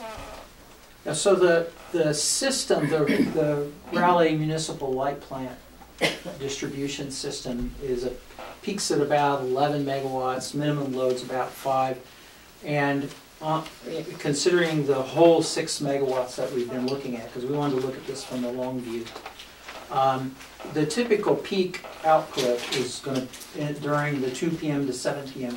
period, is going to be about 4.5 megawatts. So some days you're going to be more than that, but by far the largest majority of the time you're going to be at 4.5 megawatts peak during that afternoon period. Now, what that means is we believe that adding energy storage to the total project is a good idea, because whenever it's still 4.5 megawatts in a situation where I'm running the total system between 5 and 11. So that's what we call deep penetration of renewables into an electric system.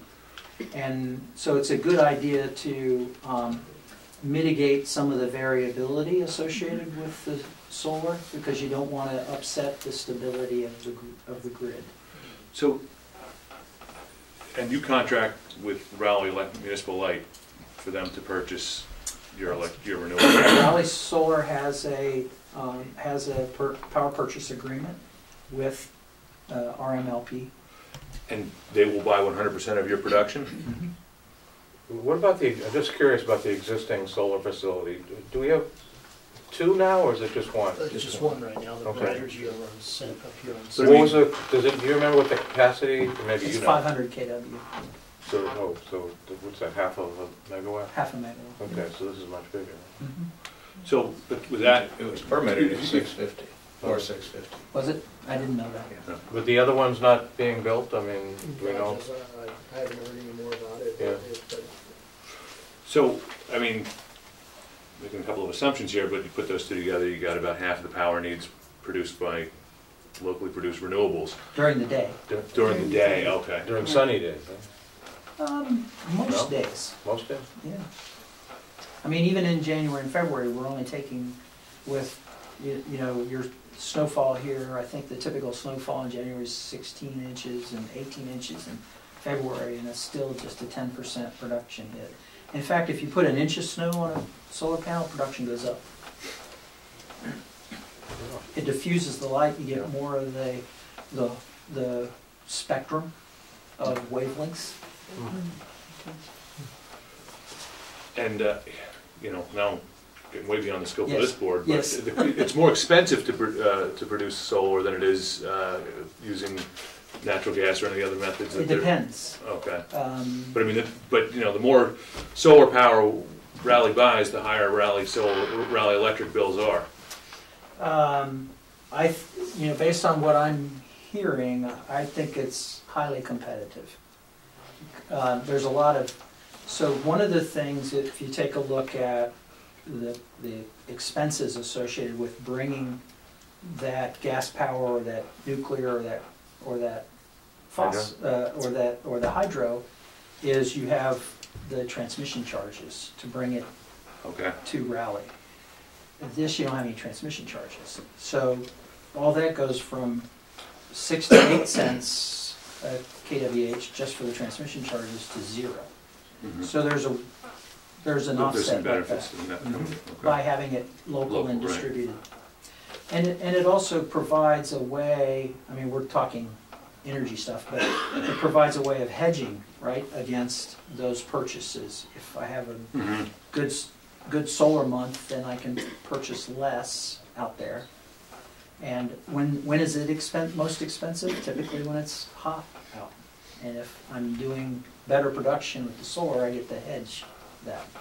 So there's some good economics that can happen with this. Good. But again, that's beyond the Yeah. scope of this board, so. That is. Yeah. Right. But thank you. Although it's interesting. Yeah. I can't remember if it was, this board had some questions about energy storage, or what was the other board? Was this? Yeah, this board had our site walk on Saturday. There were some general technical questions regarding the array system that myself as a civil engineer couldn't answer, but I think you've answered almost all of them. Okay. But if, I have a couple more slides on energy storage if you want to. What do you mean by energy? Like batteries? Is that what you mean? Yeah, batteries. So you're gonna have batteries on site? That's our recommendation, is when we move from the 2 megawatts to the 6 megawatts, is that we should incorporate energy storage. So a subsequent phase might include One more slide. siting of load banks and different types of. No, not load banks. The other way. I currently think of a load bank as a half a battery. Okay, just the draw. Yeah. Yeah, right, okay. But the value in the energy storage allows you to do a lot of things. You can smooth the solar because it is a variable production facility, but you can also smooth the load because load, on the system is not smooth. What do you mean by It's smooth? I'm sorry. Maybe everyone else So understands it. large changes in small amounts of time. So let's say somebody in a business park starts a raft of pumps for their process. That causes a blip on the system, right? Well, energy storage, because it's like an accumulator on the system, it just makes it go away. So the system itself doesn't feel that variability. Same thing with PV. PV's operating, the solar's operating, and a cloud bank comes through, right? And they can come through quick, and you can drop 50% of the production in less than a minute. Well, the energy storage can accommodate that. So there's the number. So you can store up to 1.1 megawatt. Well, what this is looking at is for the 2 megawatt initial phase, we would use about 350 kWh. And at the full 6 megawatts, we use about 1.1 megawatt hours. But I don't know. There's no siting for those components on your plan presently, right? No, because it's not really needed for the 2. Gotcha. It's just, and if we did, for the 350 kW, we'd probably use 2 or 3 of those boxes on the top. Mm-hmm. Okay, and that's like, if you have a double door refrigerator, it's like the freezer section. Gotcha. Okay, so it's pretty small. Those 3 units could go in the barn. That's there. Mm-hmm. But this down here is a 10 by 40 shipping container. That's what a 1 megawatt hour battery would look like. So you just have one of those containers? Mm-hmm. At full build out when you get there? Yeah. Just one? Yeah. Yep, 10 by 40. Not a big footprint. Yeah, I was going to ask you that, so that's good. Okay, well that's interesting. Okay. Mr. Chairman, I have also provided with the application a list of variance requests from the Valley Protective Zoning Bylaw. If you wish, I can read them. We can discuss them now. Sure. Why don't you, if you don't mind, letting us know what you're going to need. Sure. Going forward. Just quickly, from the Raleigh Protective Zoning Bylaw, section 7.6.2.2D, which indicates in part provisions for external lighting and signage shall be provided. We're requesting that we not provide lighting and signage for this project Given the nature of the project, there's no need to light this site with large-scale lighting facilities.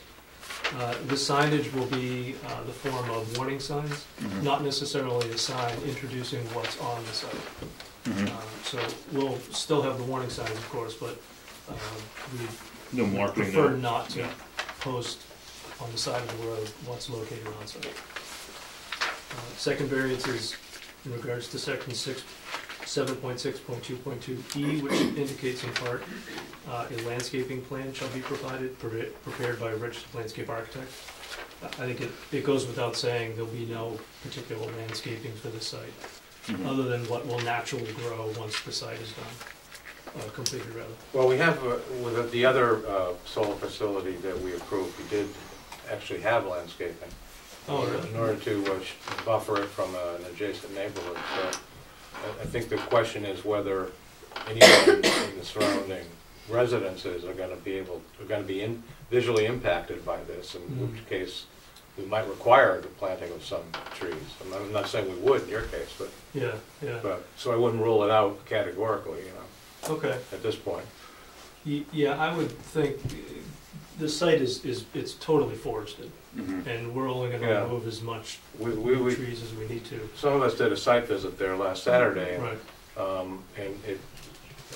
Site visit went very well, but we were told that there was just going to be one central area where the arrays were going to be located. So this idea of adjacent areas with solar panels is something we weren't considering when we were out there. So that's the only that's the only true. caveat I'm throwing out there. What's part of the application now is the site that we walked. Right. So I'm wondering how close those areas are going to be to some of the adjacent houses. Well, we're currently working on revising this design. So we would ask that, not that you have the capacity tonight, because I see you're short a member, but if you were inclined to close the public hearing, we would request you not close the public hearing, because we are going through some design revisions. Do you think that this petition will change to include any of the other the other 4 megawatt arrays? No. Okay. No, it'll be very much like what you see here. Okay. Matter of fact, the total footprint is going to get smaller. Gotcha. Do you think what do you call them?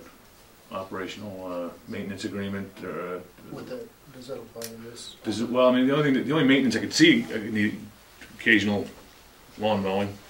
Unless you're using sheep to keep the grass down, and these are 4 feet up.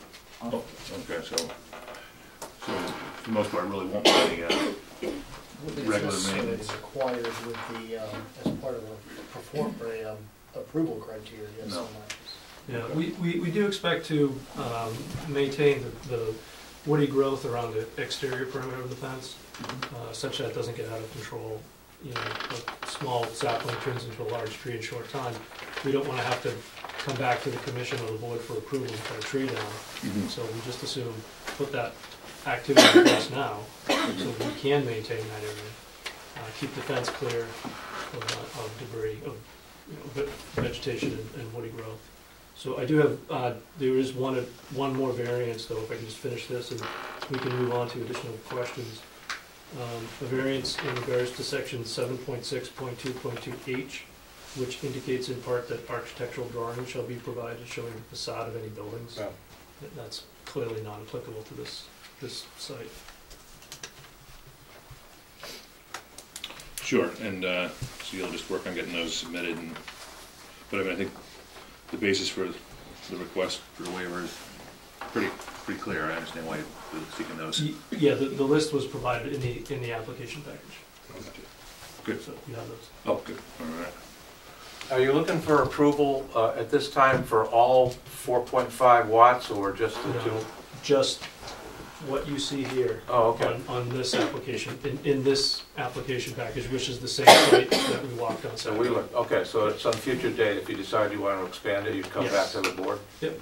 Yeah. What Steve had presented was some total build out, and his effort was to determine if it's viable, right? If it's bankable. If it's bankable. And we're forging ahead, and the first step is to get this site here approved, get it up and running, connected to the grid, and then in the future we'll look to build out other parts of the site.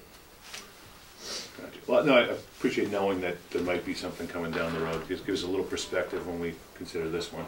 And even more recently, again, there will be a design change to this layout. We're trying to pull in we're trying to eliminate or reduce as much as possible work within 100 feet of your bordering vegetated wetlands. The bylaw fee for that work is crushing. Right. We talked about that. Yeah. Not our fee. No. Just for the record. No. Right. Anyone that abuts this property that has any, please just tell us who you are and where you live. Yeah, Dan Monaco, and I'm at 25 Forest Street, so I'm in a butter Okay. to the property. Yep. So, so let me start with the first obvious question is, this certainly sounds like a commercial enterprise. How is this even contemplated or considered within a residential area? That's the first question. It's a permitted use within the outlying district.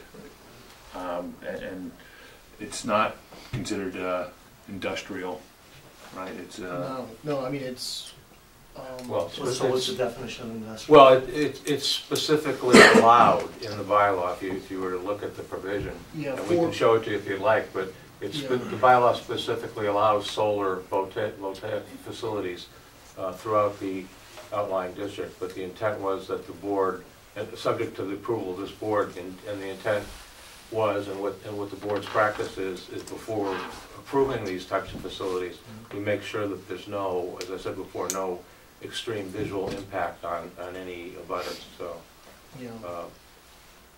section 4.4.3 approval by site plan review. Right. And then, so that bylaw that's been in existence for some period of time and was... A few years, yeah. I mean... It was passed in... 10 years anyhow. Okay. No, this was not something that was crafted for this applicant or even this, recent rise in this kind of development. Okay.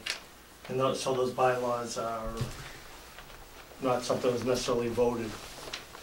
Well, they absolutely were. Approved at town meeting. Yeah. Town meeting on May 6, 2013. No. Yeah, it was approved by the town. Okay. And then the outlying district that falls within, what is It's most of the town. It's all the outlying areas, including this one. But it's actually probably about 3/4 of the town. Everything that's, aside from the Route 1 corridor and the central district downtown by Main Street, and everything else is outlying district. Okay, so, and then in terms of just aesthetically, I mean, obviously this, if I can see it from my house, I'm on Forest Street, I see it as absolutely detrimental to the value of my property, and I'm not sure. And as Mr. Pierce mentioned, that's something we do want to take into account, and we are trying to weigh your interests. Yeah. We went out to the site on Saturday and saw where they're siting this facility, and based on where we were, we all, I mean, that's primarily what we're looking for. Where are these abutters?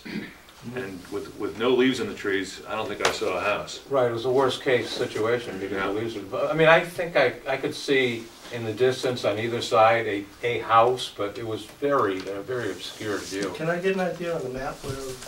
Do you know the lot? I do, yeah. Do you know? So where you drive in, you got the homestead house, there's a barn off to the left, or to the right actually. Yeah. Everything's, and then a fence that kind of fences in the homestead. Yeah. Just beyond that fence, or just inside that fence, and then towards and then further off of Weathersfield, that's where it seems to run. Okay, because I can see, I don't know where you can see, Cliff, but I can see pretty far into the woods from where we are. So, I mean, without really. You want to point out where you were, where you are? Sure. Let's see. So. 11:35 is it? Yeah. 11:35. Oh, so right there. Yeah, exactly. Yeah. So you're an adjacent. Yeah. Adjacent.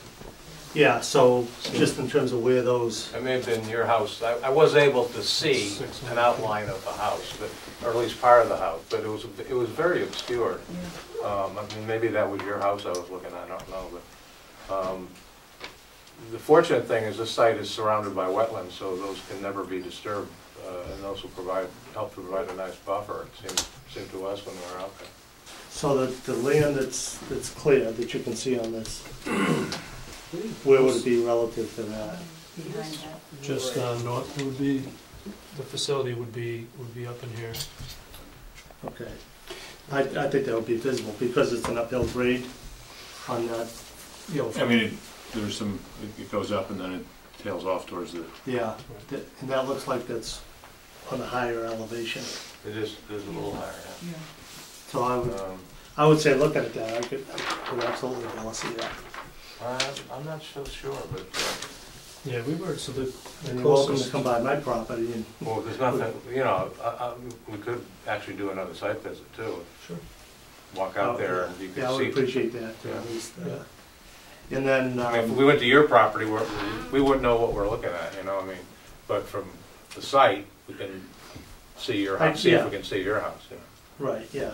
But I could show you how far. Right. I mean, from Is my- it possible that they could put a marker of some sort that you could, at a particular location, that Tell where it is? that maybe you could, from his property, to see if you could see it?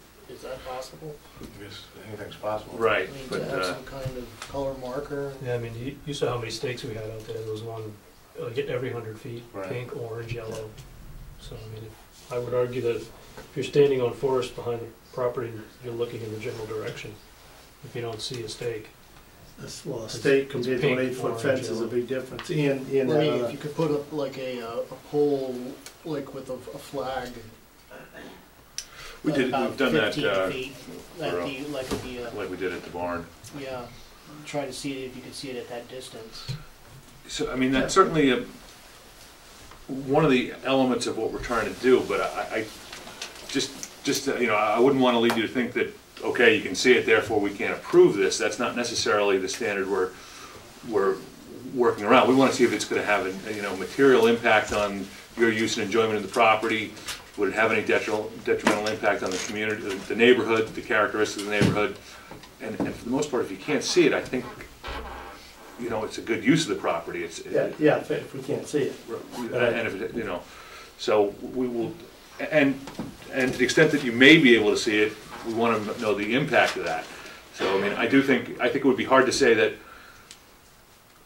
you know, look, you're looking at reflective, shiny, massive solar panels. It's likely you're going to see something at some point of the year that might, yeah, you know what it's backed at, but it doesn't mean, you can also see your neighbor's house and they were able to build that. Okay. You know? Yeah, so just, I guess to kind of close out and then let somebody else speak, but that, so I see it's definitely. We are definitely willing to come out and take another look. Okay, well, Okay. all right, that's Yeah. appreciated. Yeah, we just make sure that. I just wanted one record in terms of saying that I think it's detrimental in terms of property value. So if I use the example of somebody will walk through my house, I will put the house on the market and somebody will walk through.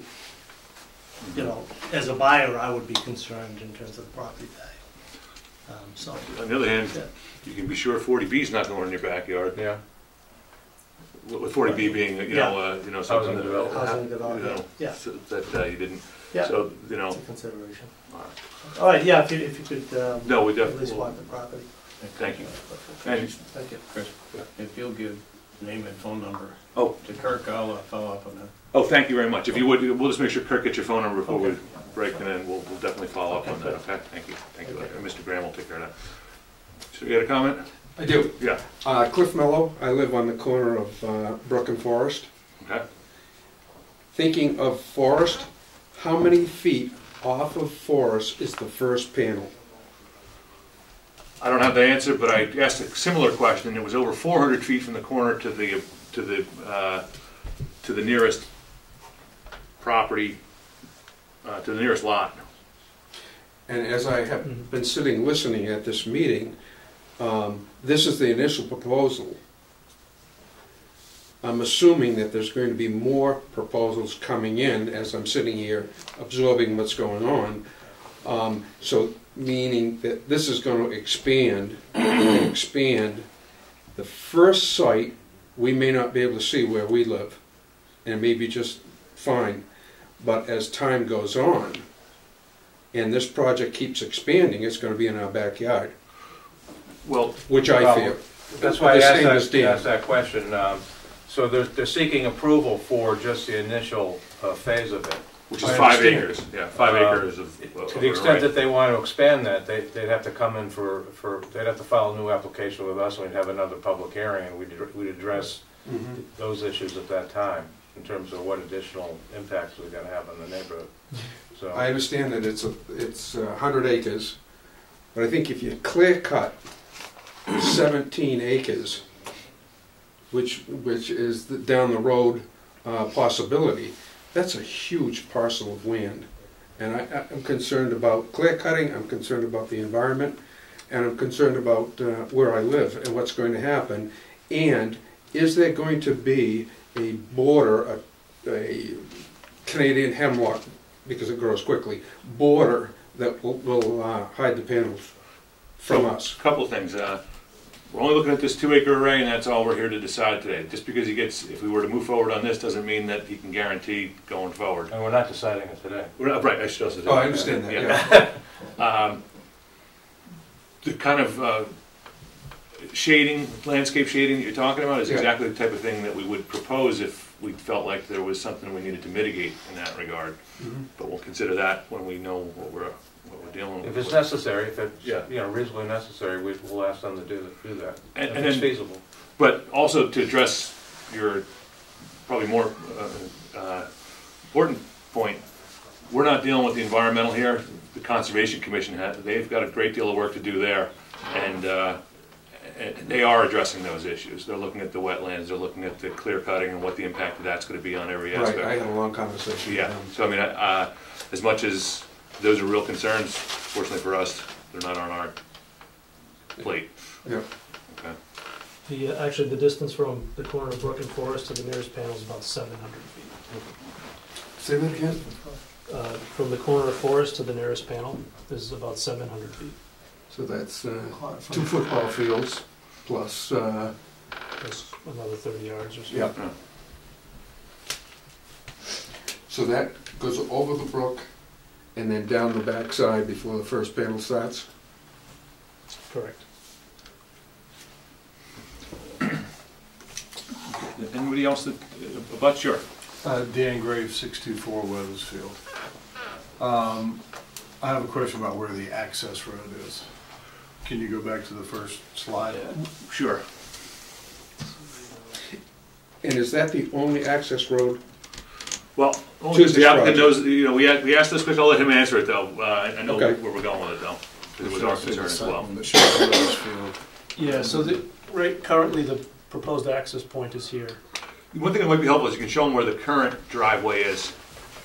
Okay, Right there. Gotcha. Yeah, it's a short distance. There is an option on the table to utilize the existing driveway as the access. That's going to be considered when we go through this next design iteration. And the next design iteration will propose less impact within 100 feet of a wetland. How many trips to that lot would you anticipate on a daily basis? On a weekly basis, maybe 1 vehicle trip. Okay, that's really what I was expecting you to say. Yeah. Oh, excuse me, you said this goes beside the current driveway? Correct. Okay. It runs through, only because we walked it, through land that's already been cleared.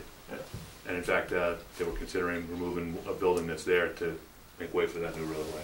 And I understand the owner owns the adjacent lots on Weathersfield Street, is that right?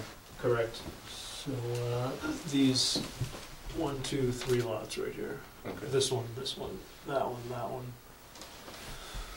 So there are a few houses in the back there, but they're a long way off. And they're just barely lit. But for the other phases. Well, that may be true, yeah. Right. Yeah.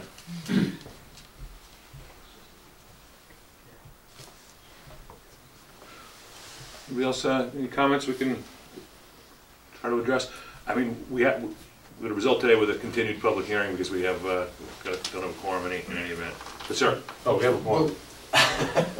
Well, this is actually site plan review. Site So. plan Will there be review any would be contingency on this project with the amount of clear cutting that's going to go on and the amount of heavy machinery going in? Into the contract, will the people absorb the cost of repairing Weathersfield? There'll be some heavy machinery coming in and out, and that road isn't really built for that. We do put conditions on construction, impact to construction, controlling dust, cleaning the roadway, and I think we could certainly condition upon repairing anything that any public roadway that's impacted by. The other point that you didn't bring up, but we considered is, this is a project that these solar panels seem great for right now, and that's where the technology is. But 25 years from now, they might be wholly inefficient. So we want to make sure they have a decommissioning plan to get these things out of there at the end of this project. This is something, so we do ask them to demonstrate that as well. Yeah, and if you heard some of the newscasts recently, they were talking about paneling on homes and the problems they're having there, and I can see this escalating into that type of issue also. Well, so we at least try to look around that bend a little bit.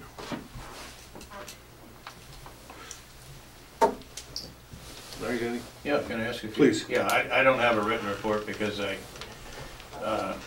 until tonight I didn't know that it was phased and branching off as has been discussed tonight. But a few things. The two previous applications which were approved, one has been constructed, their panels were about 15 feet apart. Yours are proposed at about 8. That kind of goes to what kind of ground cover are you going to have under and between the panels. Further apart, the more likely we are to be able to recover that as grass. Well, the plan, and Bonnie can speak to this more completely, but the plan is to really use that as an agricultural area, because I believe it's zoned that way, and the idea would be to make it a grazing area with sheep. And so you're going to plant grasses that are conducive to sheep. And the shade of the panels. Will the grass grow? Yes. Yeah. So you put each array on the bracket right on, onto the grade. You don't put down gravel underneath. Okay, so no, you just come in with a machine that just drives the two pilings, and then the arrays up here at 4 feet. So certainly the grass below the panel isn't going to grow. If you use the right grasses, yeah, they will. Okay, So is that set in like cement blocks? Is it stainless steel and cement blocks and then the panel? It's a galvanized steel that's driven as a piling into the ground to refuse it. Oh.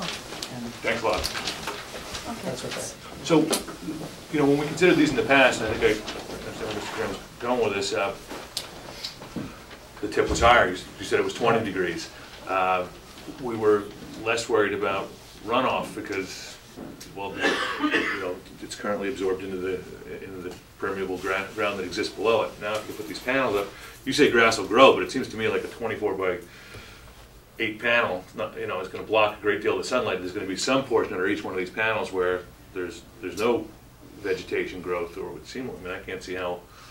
I think if I block the sun from something, I'm going to kill the grass below it, right? Well, these panels they're not thick, and it's not they're not 100% opaque either. Okay. So there's some sunlight that gets through, and we're not creating a roof. But does that create any difference for groundwater runoff, or it's not? That's being worked on. No, we have a stormwater permit application in with the Conservation Commission, supporting calculations, plans, of course. Notice of intent with the Conservation Commission, also filed with the DEP. The stormwater calculations that we presented to the Commission and the DEP are both demonstrate compliance with the Massachusetts Stormwater Management Standards. DEP has a white paper out on their position on these types of facilities, and they don't consider the arrays impervious like roofs are impervious. A building is impervious because it occupies land space permanently that would normally be available for water, rainwater to infiltrate into the ground. The panels they're open underneath. When runoff sheds off, it hits the ground and it disperses and infiltrates. As if you had a lean-to building with no walls, just on sticks. How many panels are we talking about for this first phase? In total, I don't know how many panels there would be in total. Around 5,000 panels, I think. 5 acres covered by panels. No, it'll be about 5 acres. Yeah. 4.5. The first phase.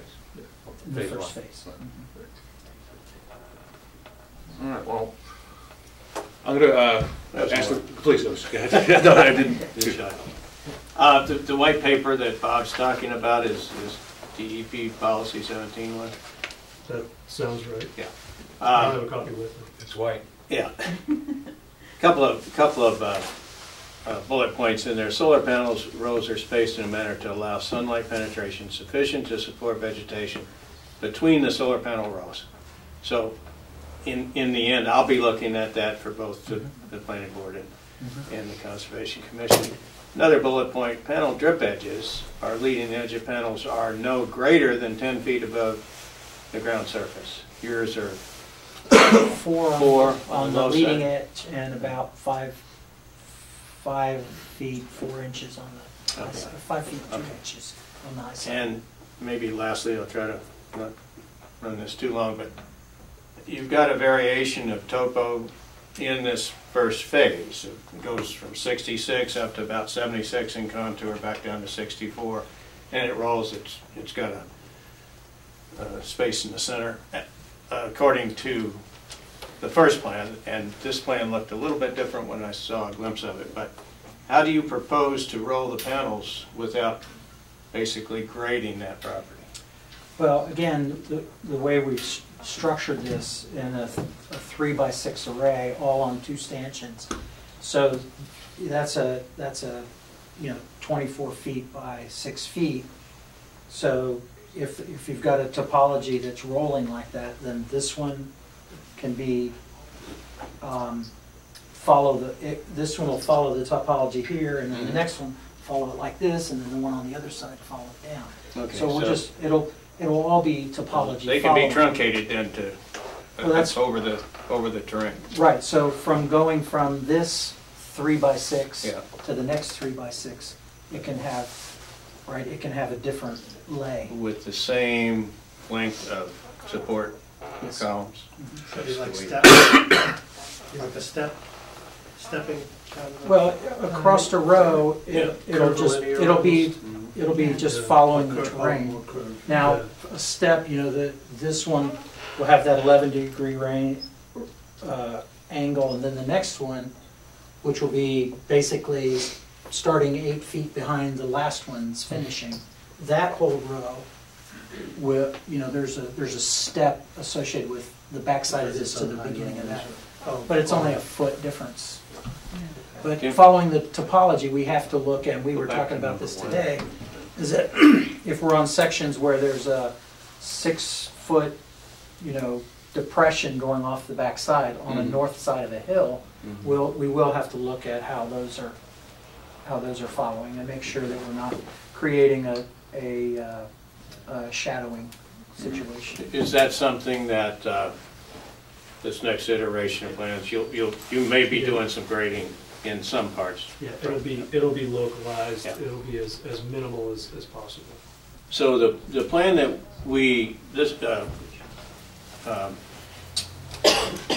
these are the same. Hammond's plan. They're the same plans I provided with the application. These are just colored to better demonstrate the proposed. Well, they aren't really, because you've got go back to the one you just had. Oh, the one here? Yeah, Okay, yeah. sorry. I mean, this plan is showing arrays immediate out in the front yard, basically, right? The blues?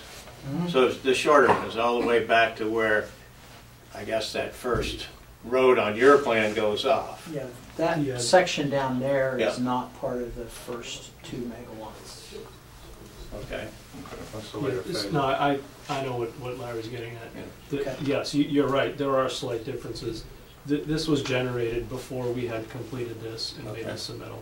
This is being demonstrated as a concept, like a master plan, if you will. So that obviously you've got to pull the two together, because right now we're looking at two different concepts here. And I guess, and I think I would advise the board to at least look at potential impacts of other phases and how you might deal with that, so that the applicant is obviously trying to make some decision here to, on this property for phase 1 and 2 and 3 and so forth. With respect to, screening, this phase going off to the east there is pretty close to the back of a couple houses. And the phase going off to the northwest is getting close to the end of Forest Street, I think it is. It's unlikely that phase to the northwest will ever come to Right. fruition. Yeah. There are multiple stream crossings that need to happen Yeah, back there. yeah. It's unlikely. It's just, all we saw was where they have the little yellow circle. That's all we saw on the sidewalk. Right. That's the only area. Right. So you didn't walk to the edge where the road will be, closer to our property? There's nothing Right going there? there. Did you walk that far, or? Yeah. We were on the hill, we're right in the middle of that middle blue area. Yeah. That's where we were, Right there. right where the hand is, yeah. Yep, and that's just about in the middle of this array Right. system right there. Right.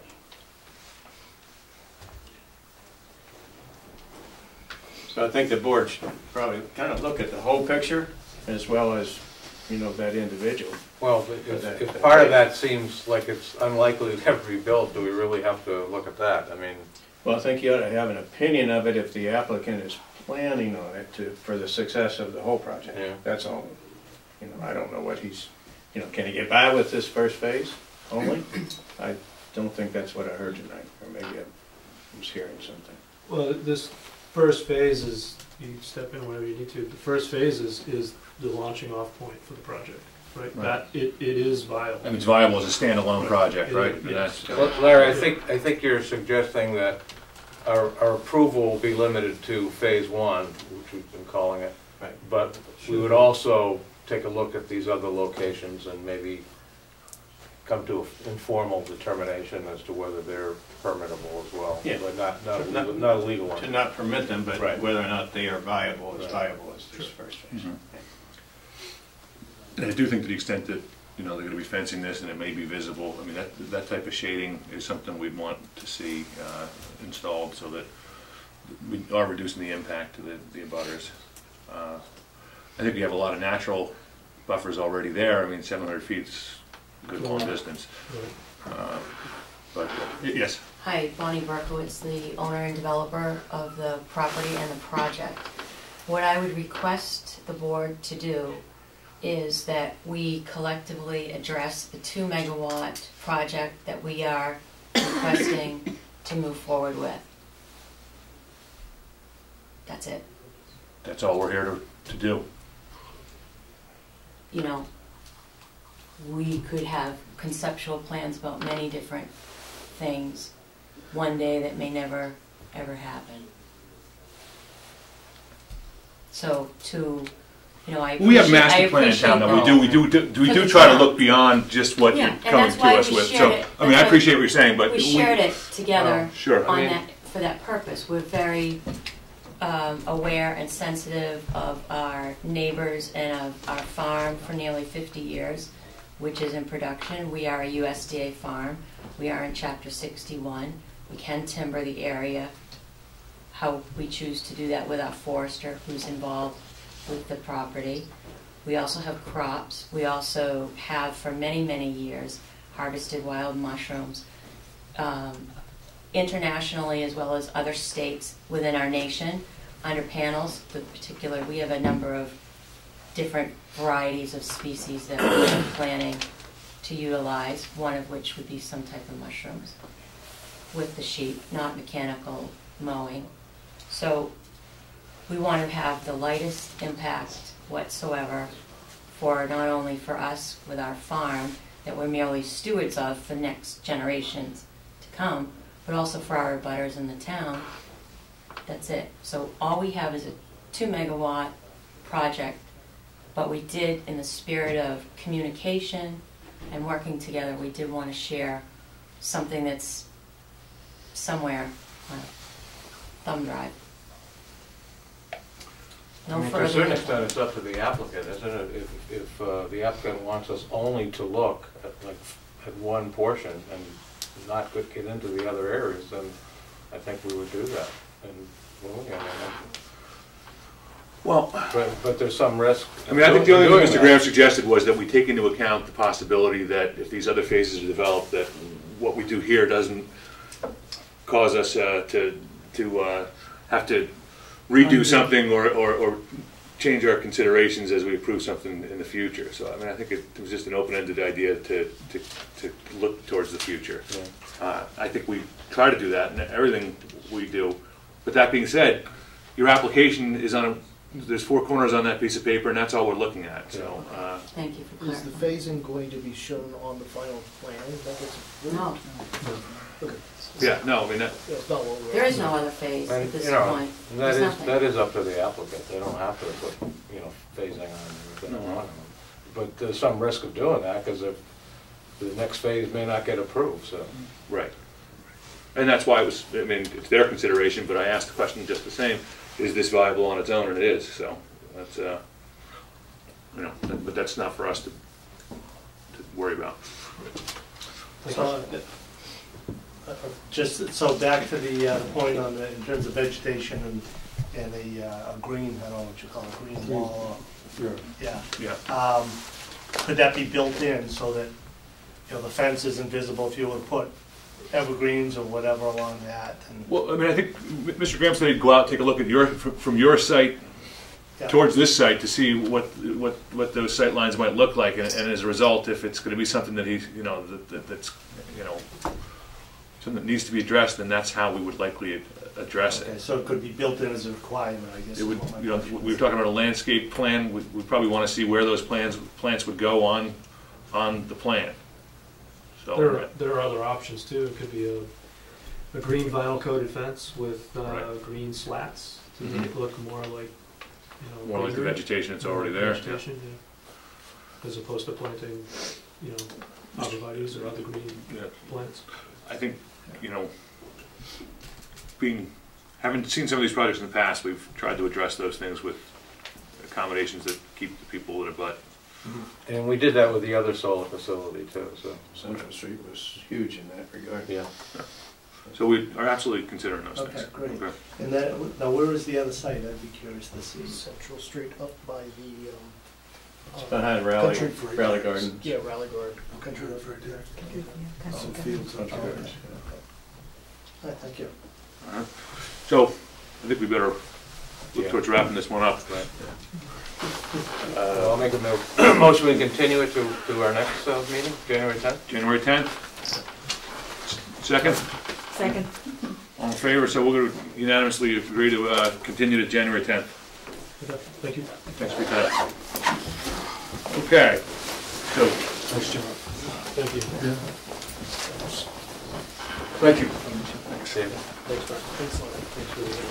So the next item we have on the agenda, we have a continued public hearing for the site plan review for the proposed hydrant Regency Dog Kennel at 104 Newburyport Turnpike, map 14, lot 14-2, light business industrial zoning district. How you doing? Pretty good, you? Good. Thank you.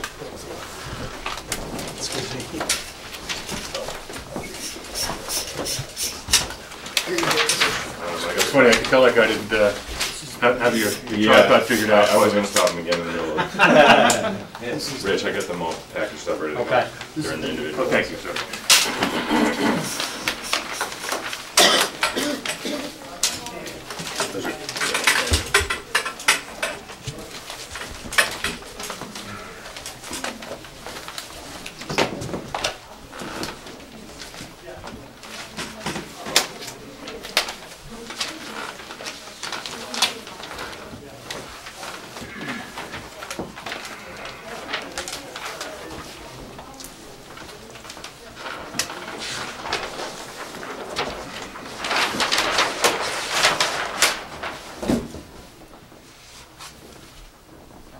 Do you have another one? Oh, I'm sorry. I'm sorry.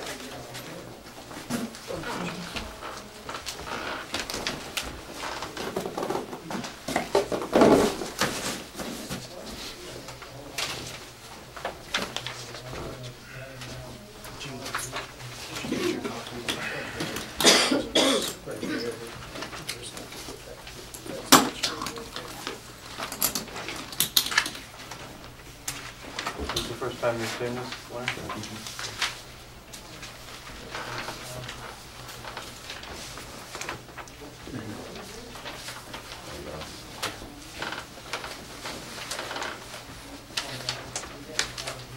Evening.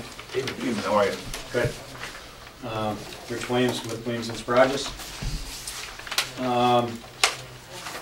We've done a few things since our last meeting.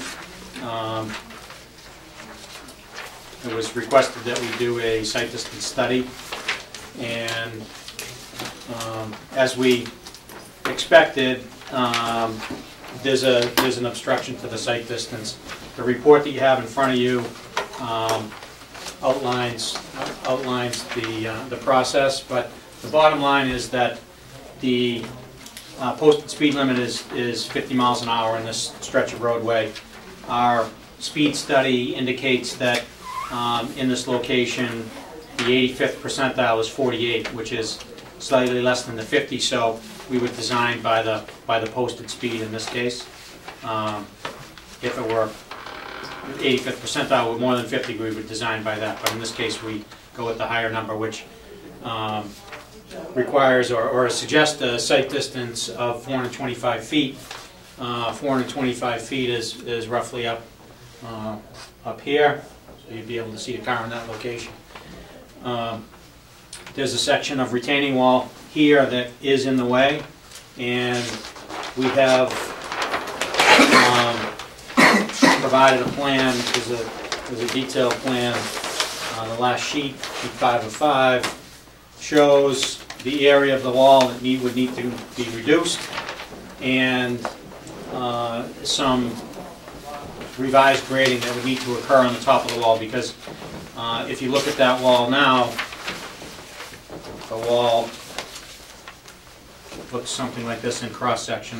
There's the wall, here's Route 1, and it slopes like this and levels off. If we reduce that wall height down to a lower elevation, then we need to chase that grading out. We've shown a maximum grade above that wall of 2 horizontal to 1 vertical, which is we expect to be stable and accepted by Mass Highway. So it is in this area that the wall needs to be removed. The start of the wall is basically here. The end of the wall is down here, but that whole section doesn't need to come out to improve the site distance. So doing that will provide adequate site distance.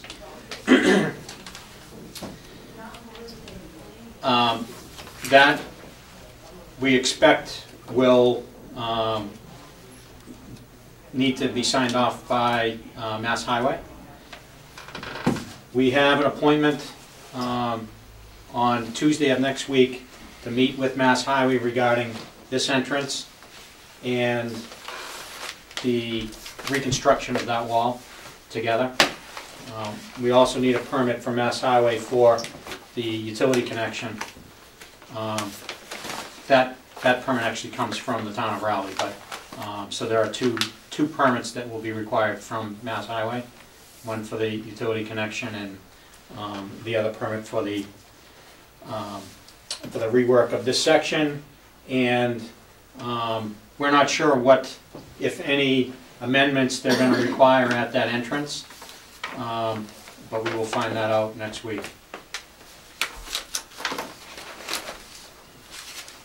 So as far as the state highway work and the site distance, that's the process that we went through there. There are a few changes that we also reflected on the plan. The first was a request that was made at the last meeting, or that was made, and there was a compromise made at the last meeting to pave up to the building with that apron. So we're showing pavement from the pavement edge at Route 1 up to this first building. The other major change that we made was this plan had three-tiered dog pen. 1, 2, 3. We have taken the top 2 tiers off to scale it down. The applicant feels that that would be enough space to do the amount of business that he's planning on. He'll cycle the dogs between the building and the dog pen to manage different sized dogs. And as a result, you're not going to be going basically up that hill nearly as far, right? Right, so we've eliminated the construction that took you back to about there. This part has been removed. So this dimension is roughly 40 feet from edge to edge on that dog pen, where before it was roughly 120 feet. Right, so it's much smaller area. So much smaller area, a lot less disturbance up in the hill. Right. The construction becomes a lot easier because we're only doing that one tier. Right. With all that disturbance going up that hill, I'm sure it's much easier plan to. Yeah, it's an easier plan to build. Yeah. We also looked into some other options as far as building an addition to the house rather than a separate building, and the building inspector couldn't guarantee that you could get a permit because it would need a variance from, his opinion is that you would need a variance from the zoning board of appeals because it would be an extension of a non-conforming use, because that is a residence in the business zone and you'd be adding to it. So he suggested that this would be, from a zoning standpoint, the preferable plan.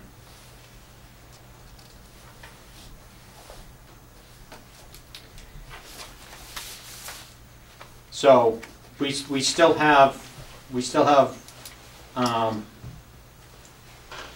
to deal with Mass Highway on that entrance. That's kind of my opinion of what is the big thing that's left is to get a permit for that and to get their blessing on the geometry.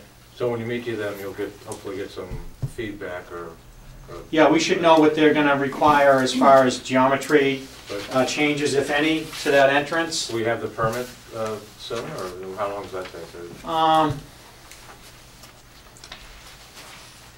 would guess it's going to take a couple months to get the permit, because what would happen is we would submit a plan to them.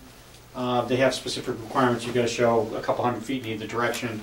It's a different scope of plan than we have here, but we submit that to them and they circulate it through all their departments and comment on it, and if they have comments that we need to address, we address them and send them back. So it usually takes at least an iteration with them to address comments, and then they would issue the permit after that. So you're looking at this for the first time right now. Yeah. As you review it, I mean, it looks like you certainly attempted to address some of our last. I did. So the only thing that I didn't address, and I realized that I made a mistake today, was the infiltration area for the rooftops. I wasn't focused on what your question was when you said, I haven't received updated drainage.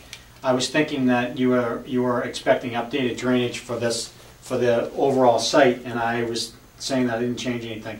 So I still do owe you that. And it's an easy thing to take care of, and I will take care of it. I apologize.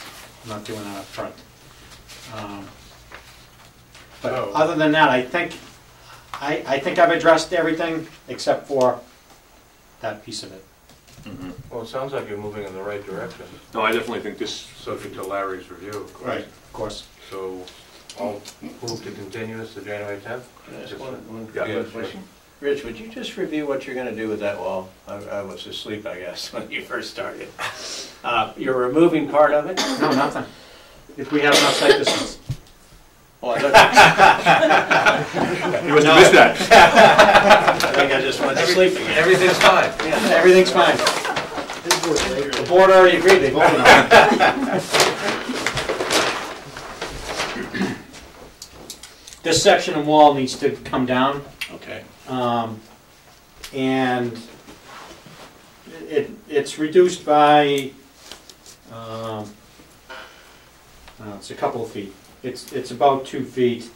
Once you get past this point here, your sight distance is street side of the wall, so the height doesn't matter anymore. Yep.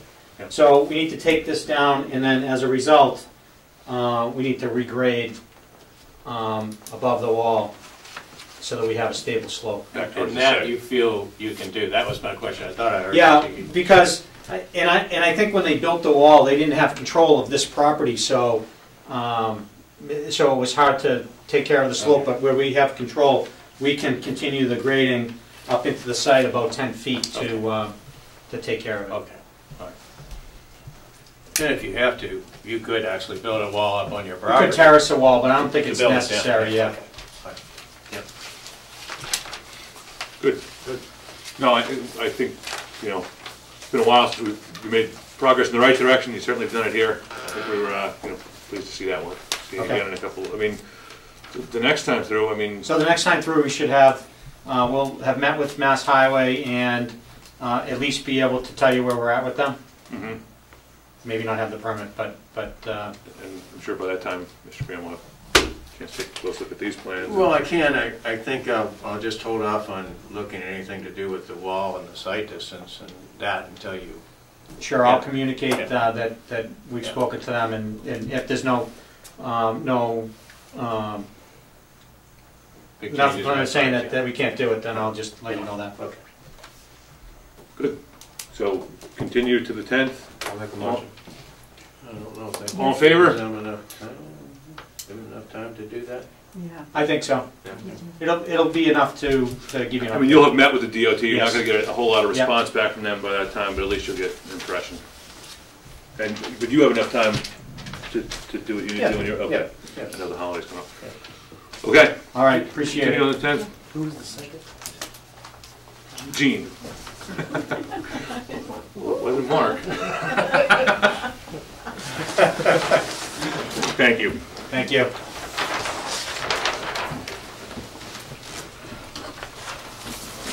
All right.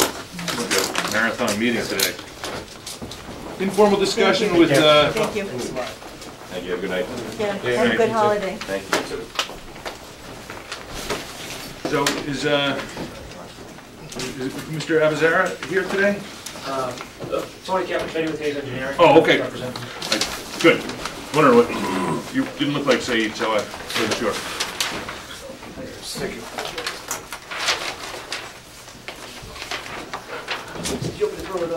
Oh, that'd be great. You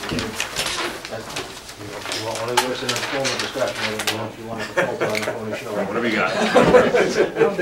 We accommodate those.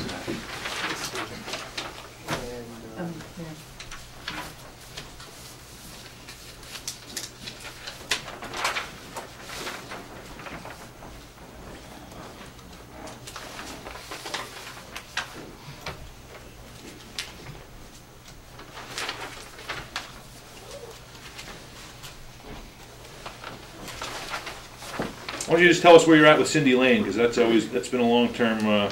So, Cindy Lane, the construction is done at the interconnect. There was a question as to whether or not a pipe connection to an old catch basin was plugged. I do have some pictures that, unfortunately, they're on my phone, but I can forward it to you. Contractor sent pictures over that. It's plugged. He plugged the bricks and barged over it. So good. That's answer. Complete. Yeah. Other than that, I mean, the street trees are in that section. Finished pavements down. Mr. Avanzar is looking for a bond reduction. He's put in a drawdown request in late November. And there's an as-built plan that's been submitted? There's as-built for Cindy Lane. Here's actually, you can actually see, I don't know if you I was guys out had a chance there actually. to take a look at, see what, they don't look very I mean, well, do they? given what it looked like, it's a very big improvement. Yeah, that cul-de-sac bulb has been actually. Yeah, it looks good in my eye. Yeah. Right. John Moore is Aesthetically, actually. it looks right, yeah.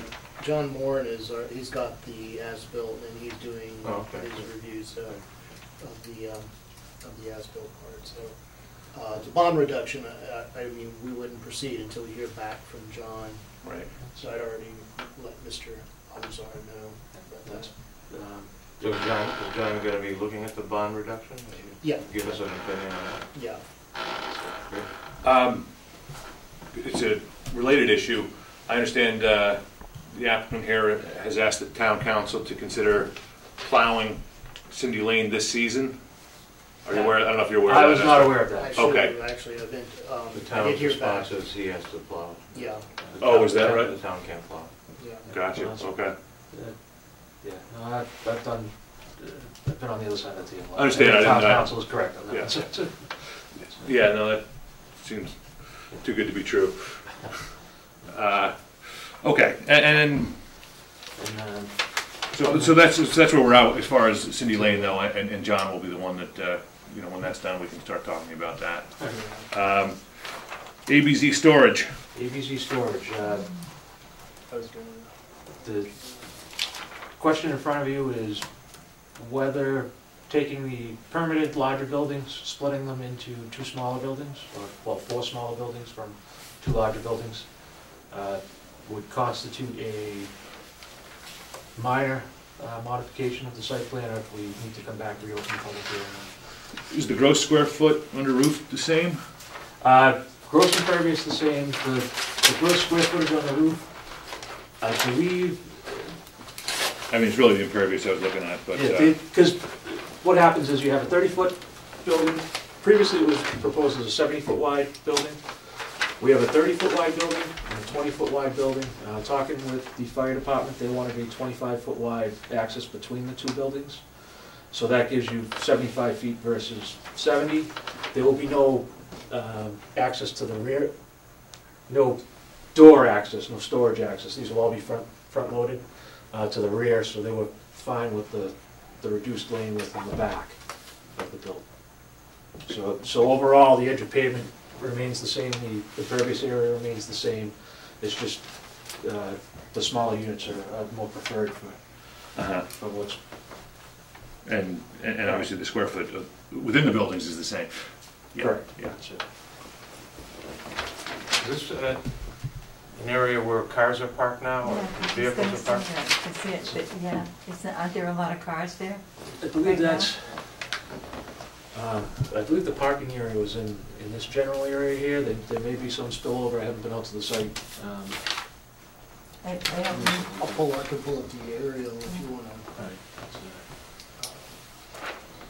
So that means there would be less cars on the. Yes. So these cars here are parked basically in the footprint of the building. Oh.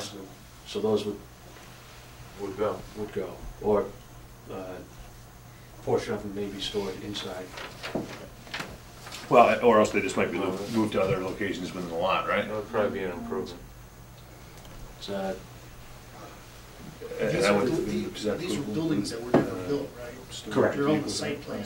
That's correct. You're talking about modifying. I don't know if it's specifically improved. I'm sure that's leasing those spaces, just as Yeah. No, but the question is this Major mod or field correction? This seems to be the, Well, I'm inclined to say it's a major modification, but maybe John and Warren could look at this as well and give us his views. I think actually there was an issue with John being able to look at this and also What kind of an issue? there was some kind of a legal Oh. issue that he was looking into. Well, I don't know. I thought that he was. Conflict of I thought that he was going to. He was actually not. He had actually said he was not going to be involved in this particular. Was John ever with Apple? No, All right, no, this was Navy. Came up through Navy's office. so how can he review one Lazar project but not the other? Well, I mean, they're two separate projects. He described it to me that there was a. Because he was actually talking to his attorney. I remember. You remember I was telling you about this? I'm not sure. Well, he was actually asking his attorney about whether it would be okay for him to be the reviewer for both of these. I can't remember what he had said. yeah, you do that. But I don't think he's Same board, same applicant, two different sites. There's no There's conflict. no prohibition on that, yeah. So why don't you ask him again? See what- Okay. But I mean, but I would ask I though, remember at the same him saying time, he wasn't going to be involved in this one. I mean, was he involved with this initially? Yeah. No, I think it was after. Was it after? Oh, okay, gotcha. So I mean, there's no reason why we necessarily lean back towards John in any event, so we could just ask Larry's opinion on this. I didn't review this yet. Yeah. John No. has been doing, But has John even looked at this? No. Okay. No, I mean, it's. but who? I mean, that's what I'm saying is I think he actually. When I talked to him on the phone, I was asking him about this. And I think he said he would not be looking at this. That there's a particular reason that he gave me. I just don't remember what it is right now. So I need to go back and talk to him to find out. But. Well, I guess what I'm Find saying, out why what- would John be the natural fit for this? Why would we lean in that direction in the first place? Because he's working on the other No, avenues. I mean well, he's actually with Cindy Lane. He's the town's contractor. And isn't that what we're looking for? Yeah. But but why would we ask him for this particular one? Instead of. That's what I'm saying. Why are we even talking about John relative to this one? Instead of who? You. Instead of Larry. No, Yeah. because it's Avizaro. Yeah. See, Larry can't do it, so. Oh, okay. I didn't realize there was some, Yeah. I didn't know what the backstory Very there old was. conflict. Okay. Oh, okay. I didn't. No, see, there we go. Okay, so So then, I mean, I could ask John, but I just seem to. so if it's remember not John, then saying we gotta that- come up with, Yeah, we it's been a gotta while come since up we've with done. another- I mean, I would hesitate to do this on our own without knowing that there are no considerations. Mhm. Right. No, I think we've always relied on, And I think in fact, we've always relied on our consultant on that, so. it seems to me major enough, but. Did it have to do with the It was just it was because I was talking the to Raleigh Sharif Gardens first about project that he's been, that he no, brought it had that to before do- the board? Sharif Because was- that would be, The motel? yeah, that, Well, how would in the that be- restaurant. How would that be accomplished? Because he brought, that project, and it's still before the board, I guess, in a sense. And now he's gonna. Oh, so he could- do work in the board. So we take a new assignment from the board while he's representing a client in front of the board. Maybe. Yeah, but he can Is pick that up what it is? Cindy. I mean, it had something to do with his connection to Abizara because Sharif, because he's actually reviewing for the planning board. He's on one side of the equation with Cindy Lane, and he's contracted with the town, and it had something to do with because I think Sharif told me that he had actually was requesting that John Moore, and he was wanting to contract him, but there was a question that John brought up that he was having his attorney look at, and I don't. He described it to me, and I swear I don't. Well, just remember. ask him again. Yeah, I mean, I just don't. Seems like he's wearing the same hat.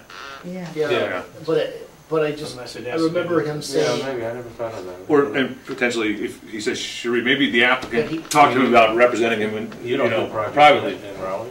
Not to come before the board. Yeah, right. Well, I just say be prepared that I think he's already told me that he would not be looking at this, if there was a reason for it. I'm just Right, not okay, well, able to articulate it then right we'll have now. to, We'll have to find someone. we'll have to find someone else. Any ideas who we could find? I'll think about it. Yeah, I think we could probably look to you to. I think I know the answer to this question, Larry, but could you, would you be willing to opine on this issue? Well, I think the problem is, if I did give you some advice the next time, and the next time. All right, yeah. That's what I expected. Okay. All right, so we don't have an answer for you. No problem. Okay, but unless we're And it's, under consideration. and these are just conceptual plans, again, that's, we got involved with the Apple, we're not a business. You know, and I'm sure, So, there's good reason for trying to avoid a public hearing, but we just did something very similar to this, and ultimately we said, you know what? You're gonna have to have a public hearing. We noticed it, we had the hearing, and within, a round of meetings, we were done. So don't let that be the whole reason that, to not proceed with the plan, because we can move you through this pretty quickly. well, I appreciate your time, thank you. Thank you. Thank you. Very good. Well, I don't want to do minutes. Can we skip that? Yeah. Yeah, I was actually putting that to the side because I was hoping we might get to the planner before. Well, there are board members missing. It's late. No, I don't think we can give it the attention that it deserves. Yeah. Right. I figured as much. I was just trying to. He wants us to do it while we're tired. Yeah, right. We want to go home. Yeah. I was like thinking you guys would be so grouchy by the time. Yeah, that could good. I was like kind backfire. of regretting that. Like I was like, why did I wait until this meeting? But so when do you? I'd like to have like a short, like work session to go over minutes and. Yeah, I was going to just suggest without anybody else coming in, just come in and do that and get it Yeah, done. well, that might be some because we do need to get caught up on the minutes. Anyway, I I was could wondering do maybe it not next week if other people are so inclined. And we can sort of an executive meeting, or do we have? No, it can't be executive. So it would have to be a public, an open meeting. An open meeting with just that on the agenda. Okay, just I see what those you're saying. Because you have so many things on the agenda. Well, yeah. You can't. Well, it's been like that for several months now. Right. We don't know what we We're always rolling something over. Today we ran long because everything just ran into the other. All right. Motion to adjourn? Yes. You're in favor? Yes, I'm in favor. Yeah. Unanimous? Good, we're adjourned. Thank you. Oh, but